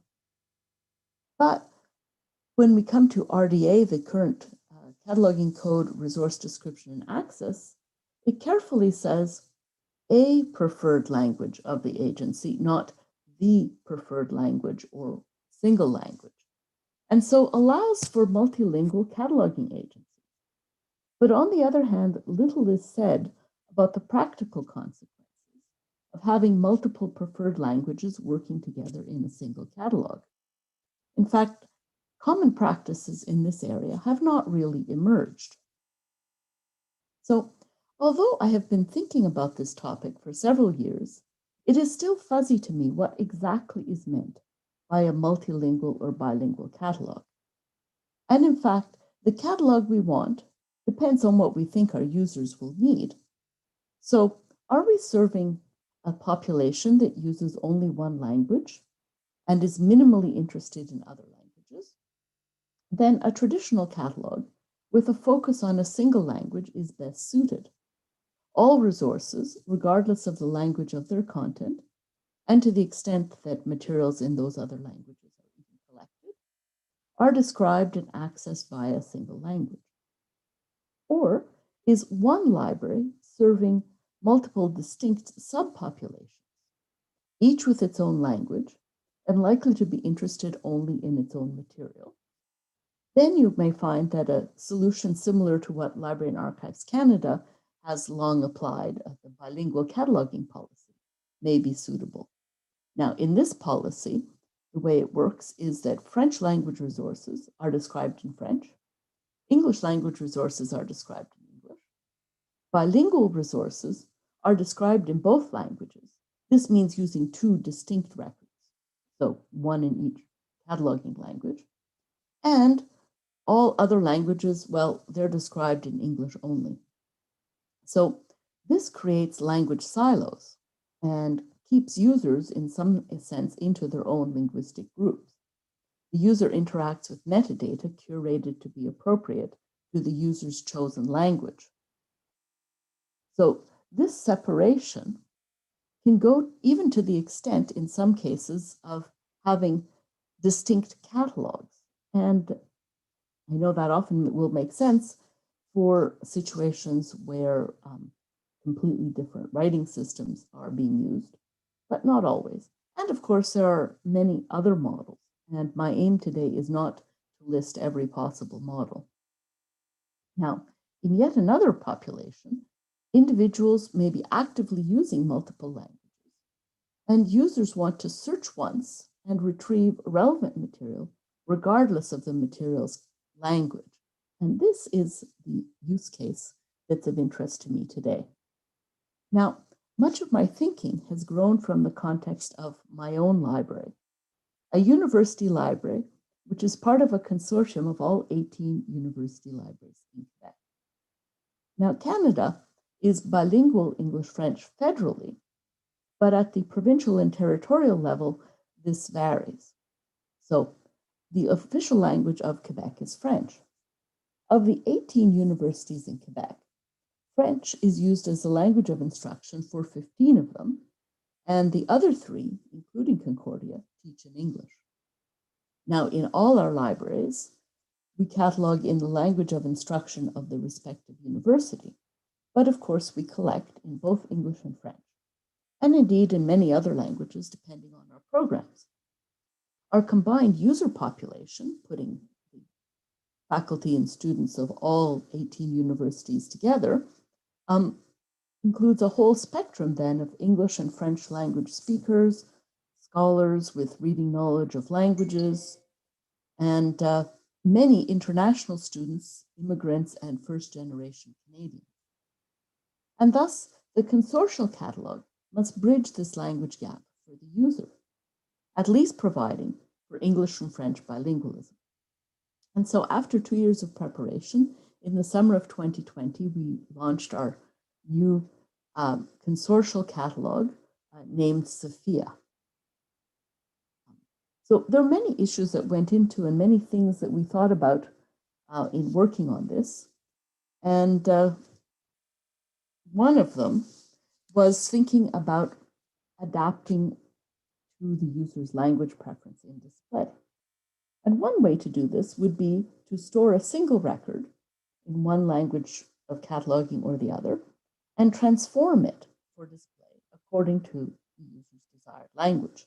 And this seems like a natural extension of how the language of the user interface or the language of a website can be switched between languages by a user. And this is something that Canadians are very used to as a website. And in fact, an easy part of metadata to transform from one language to another in this way is any value that's taken from a simple value vocabulary or controlled list. As long as display labels for those terms exist in the user's desired language, the code can be displayed as its equivalent in that language. This is another point in favor, of course, of using controlled terms and established value vocabularies as much as possible. And it has the added value of being able to be easily adapted to the semantic web. Now, for name access points, this is exactly the issue that VIAF was designed to solve. By linking authority records from different language files, it should be possible for a system to look up an entity and retrieve an appropriate form in the desired language to display with the bibliographic metadata. So the infrastructure exists, but I would contend that implementation does seem to lag in this way.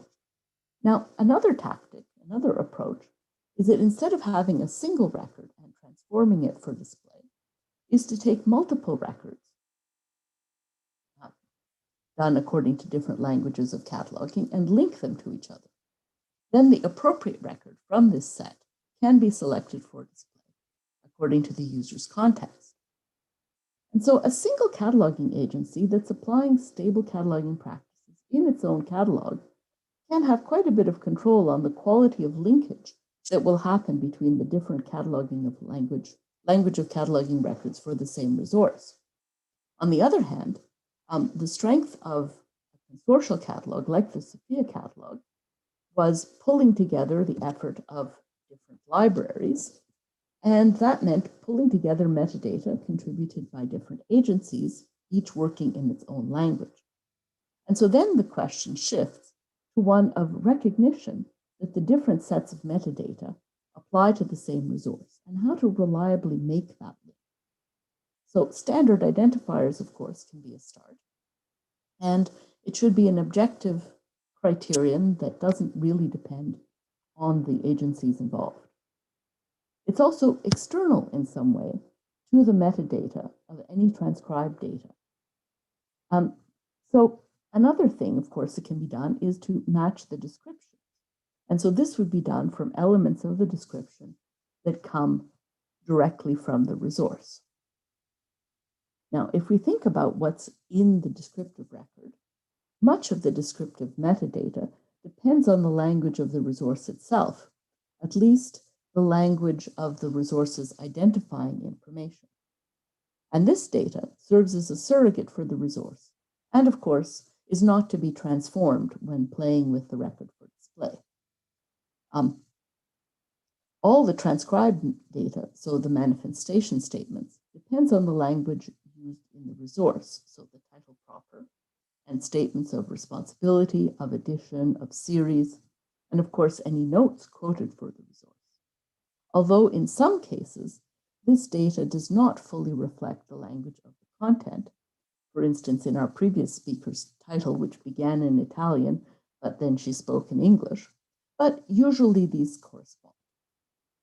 In contrast, there are a number of places in the descriptive portion of a record which depends on the language of cataloging. And so we've got the cataloger supplied notes. Since the cataloger must compose them, this needs to be done in a language the cataloger is competent to write in. And then, of course, we've got qualifiers in, for instance, qualifying an ISBN, prescribed terms that are to be put into the description. And there are quite a lot of such terms all over the description. A less frequent case, of course, is when a cataloger must supply a title, for instance, when there's no title to be supplied. And here the cataloger will need to choose something based on some criteria. And so much depends, of course, on the choice of the title, and it can even affect the identification of the work. When we think about bilingual publications, we have sources of information with multiple information and likely to present the title and other identifying information in multiple ways. Let's look at some examples as make it a bit more concrete. So we have here a periodical, the Canadian Modern Language Review, La Revue Canadienne des Langues Vivantes, that presents its title, its tagline at the bottom, and its month information, chronology information in 2 languages. But still, there is a clear-cut presentation in order that is going to be seen in the same order by all catalogers. Similarly, with the IFLA cataloging principles, steps towards an international cataloging code, we have 3 parallel titles, English, French, and Portuguese, again presented in an order and presentation that will be seen to be objective by all catalogers who look at this resource.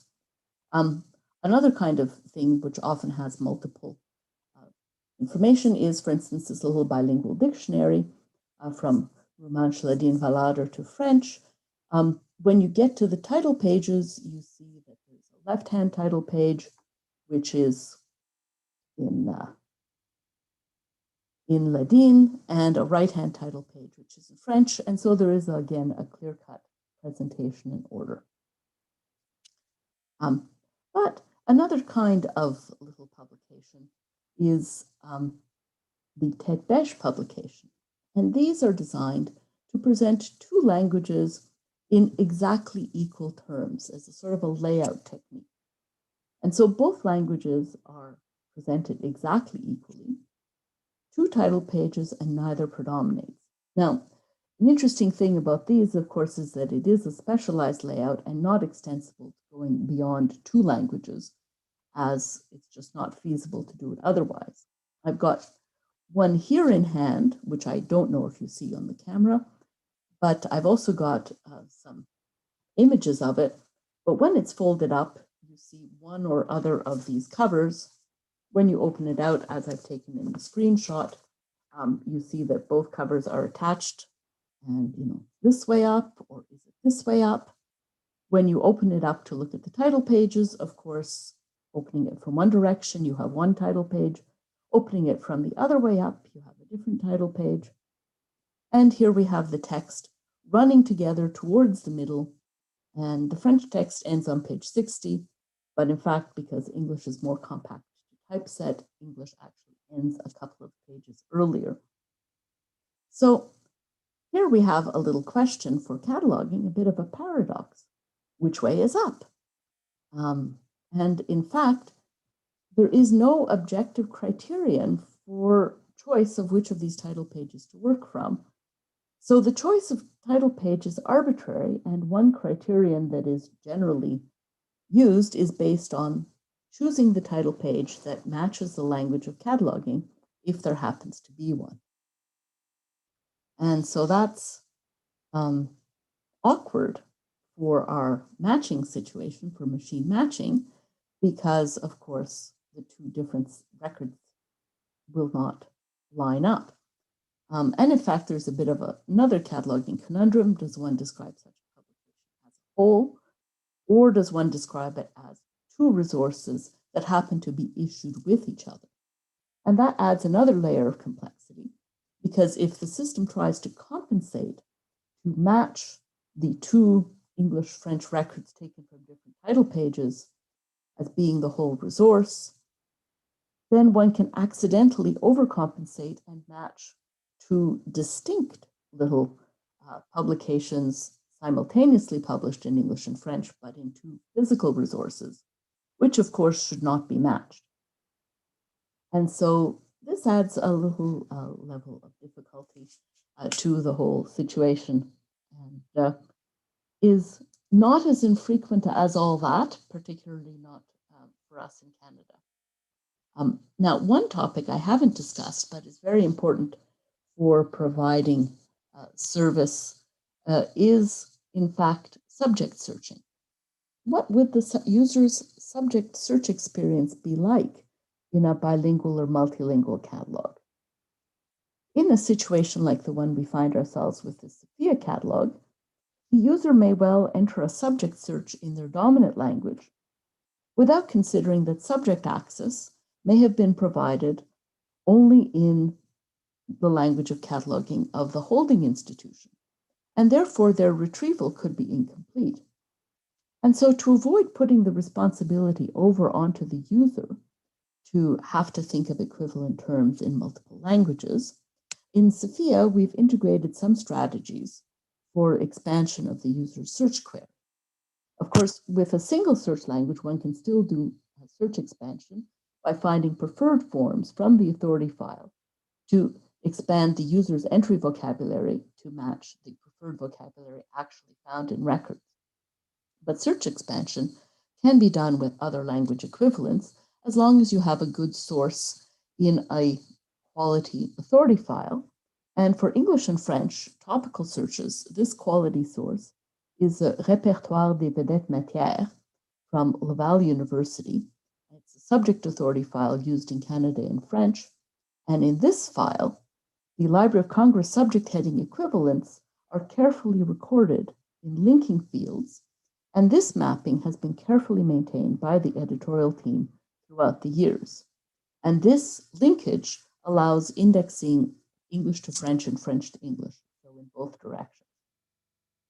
When the user's terminology doesn't match into the authority file in any way, what one can do is use a service like Google Translate to provide a term. And of course, this can be good for topical searches, but one has to be careful that the system not overcompensate and attempt to translate, let's say, people's names interpreting them as being in a language and translating them to another language. So the expansion hinges on identification of the search language. And this isn't always easy. The language of the search query may not match the language of the user interface that the user is currently working in. Also, a user search query may be too short to have a language identified, or the language may be ambiguous. So some words like information, information, are spelled the same in English and French. And others just don't mean the same, even though the same string, like M-A-I-N, is main in English, but main or hand in French. And so what the user is searching for depends on what language you think they're working in. Of course, the longer the users search, the more likely they are to be able to determine a language. And then there are many other pitfalls, such as when a single term in one subject language matches multiple terms in the other. And this can happen because concepts don't always map cleanly between languages. And this is a huge topic that we won't get into today, but just to say that for query expansion, the system can simply OR the terms, which will ensure recall, but possibly sacrifice quite a bit of precision. So I feel I've tossed out more issues than answers, and there is still much to think about on the road to establishing some best practices for multilingual or bilingual catalogs. But one thing we must remember is Ranganathan's fourth law, save the time of the user. What we want is to have the system do the work of retrieval, of course, and not the user. And so for this, we also need to think about balancing providing recall with ensuring adequate precision. Thank you. I will at this point stop sharing my screen. Thank you very much, Pat. Thank you indeed. I see we have some questions. I have at least one, two. I will start with Jessie Lambertstone. The question is, Pat, would you suggest that cataloger time is the biggest limitation here to expand language access to resources? It's not just cataloger time, although cataloger time goes into building the tools like the subject authority file or building good matching in name authorities as well. I think a lot of it, if we think about the expansion from 2 languages to 3 languages to 5 to 10, we realize that no amount of cataloger time will do it. And so, in fact, name automatic assist is essential. Thank you. Then there is a remark more than a question. Alexandra tells you that you may be interested in the OPAC of the Publications Office of the European Union. And since we are also a European institution, I also recommend you a lot this tool or this source in case that you don't know it. So thank you, Alexandra. Then Jessie also says it just seems that automated full text string matching is a form of translation which still needs so much work. It's just a comment from her. Yeah.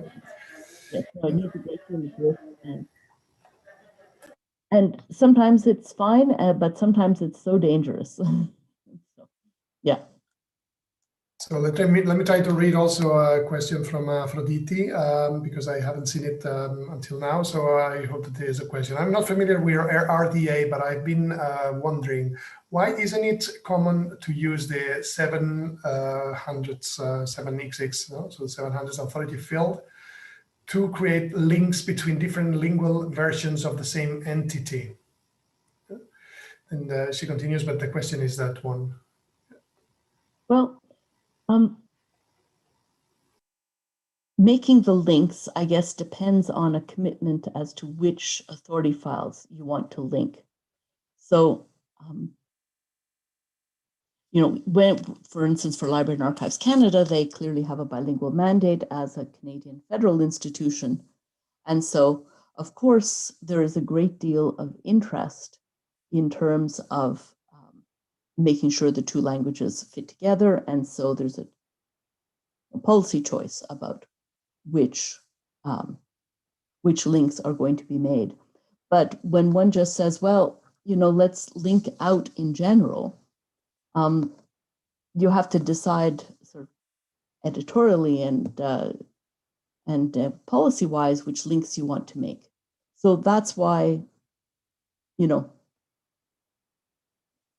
I think that's why that's more difficult with subjects, and why VIAF is more of a machine matching with the name authority files, because one wouldn't want the cataloger in establishing, let's say, a name authority to check 50 other authority files and check to see whether the same entity happens to have been established in all of them, and make these links.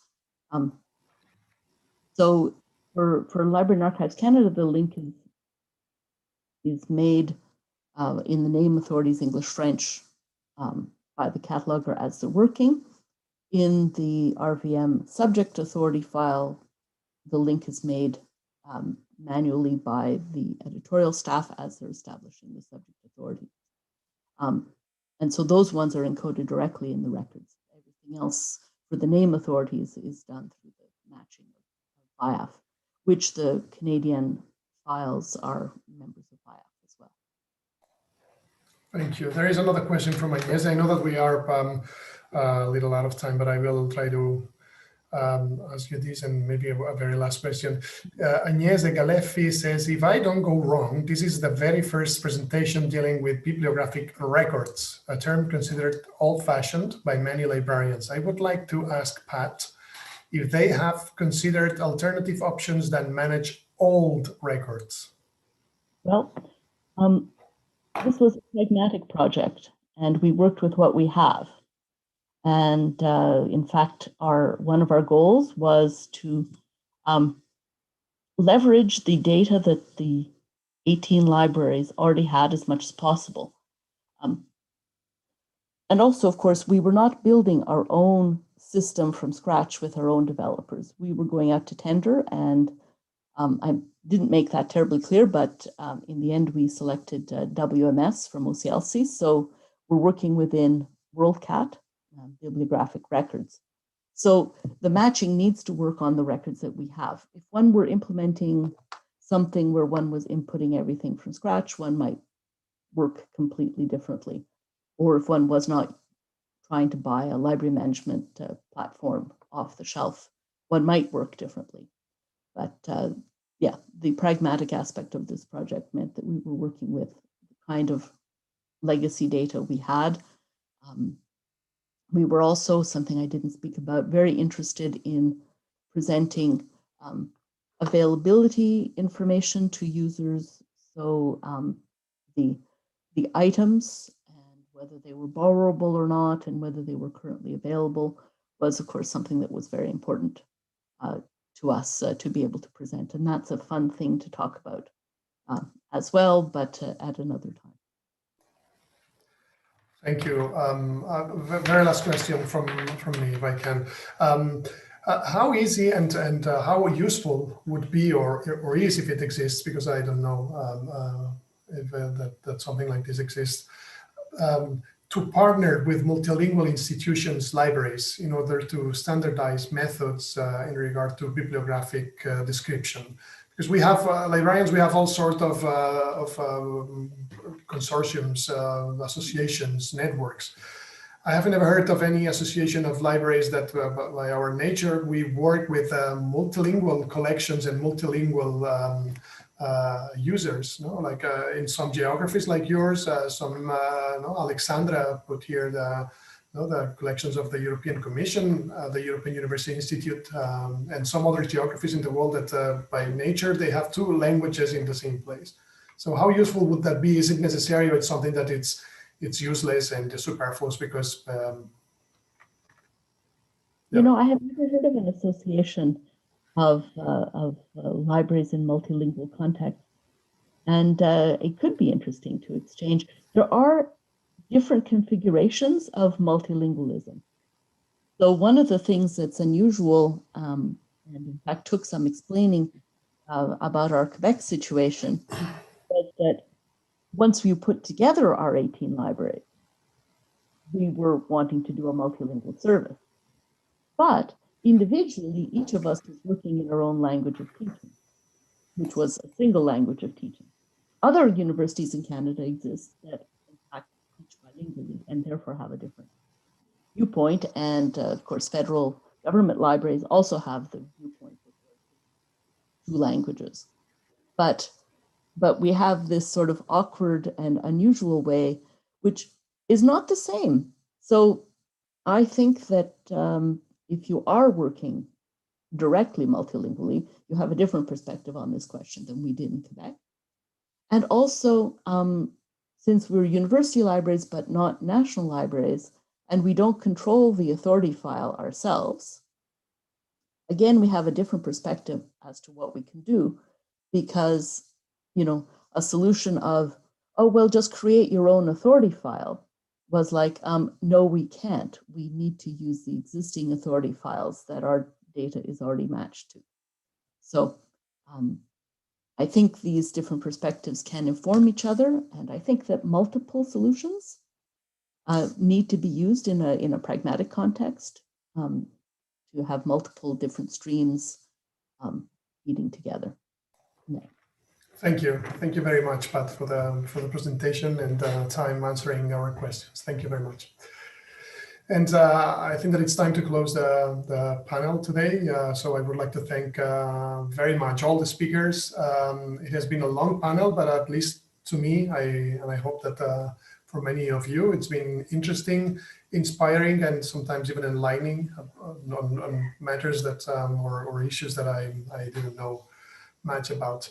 The papers are, in my opinion, interesting per se, and they show that there is an ongoing dialogue that helps the cohesion of our collections and our metadata. But please allow me to say that there have been two precious things out of the conference today. The first one is that we've been able to spend a conference panel of librarians without talking about, or mainly talking about, open access. This has been incredible. I cannot remember the last time this happened as a librarian to me. And also that we have spent 4 hours, consecutive hours, without talking about COVID, and we should be very proud about this too. So thank you again to all the panelists, also the organization, and see you tomorrow. Bye-bye.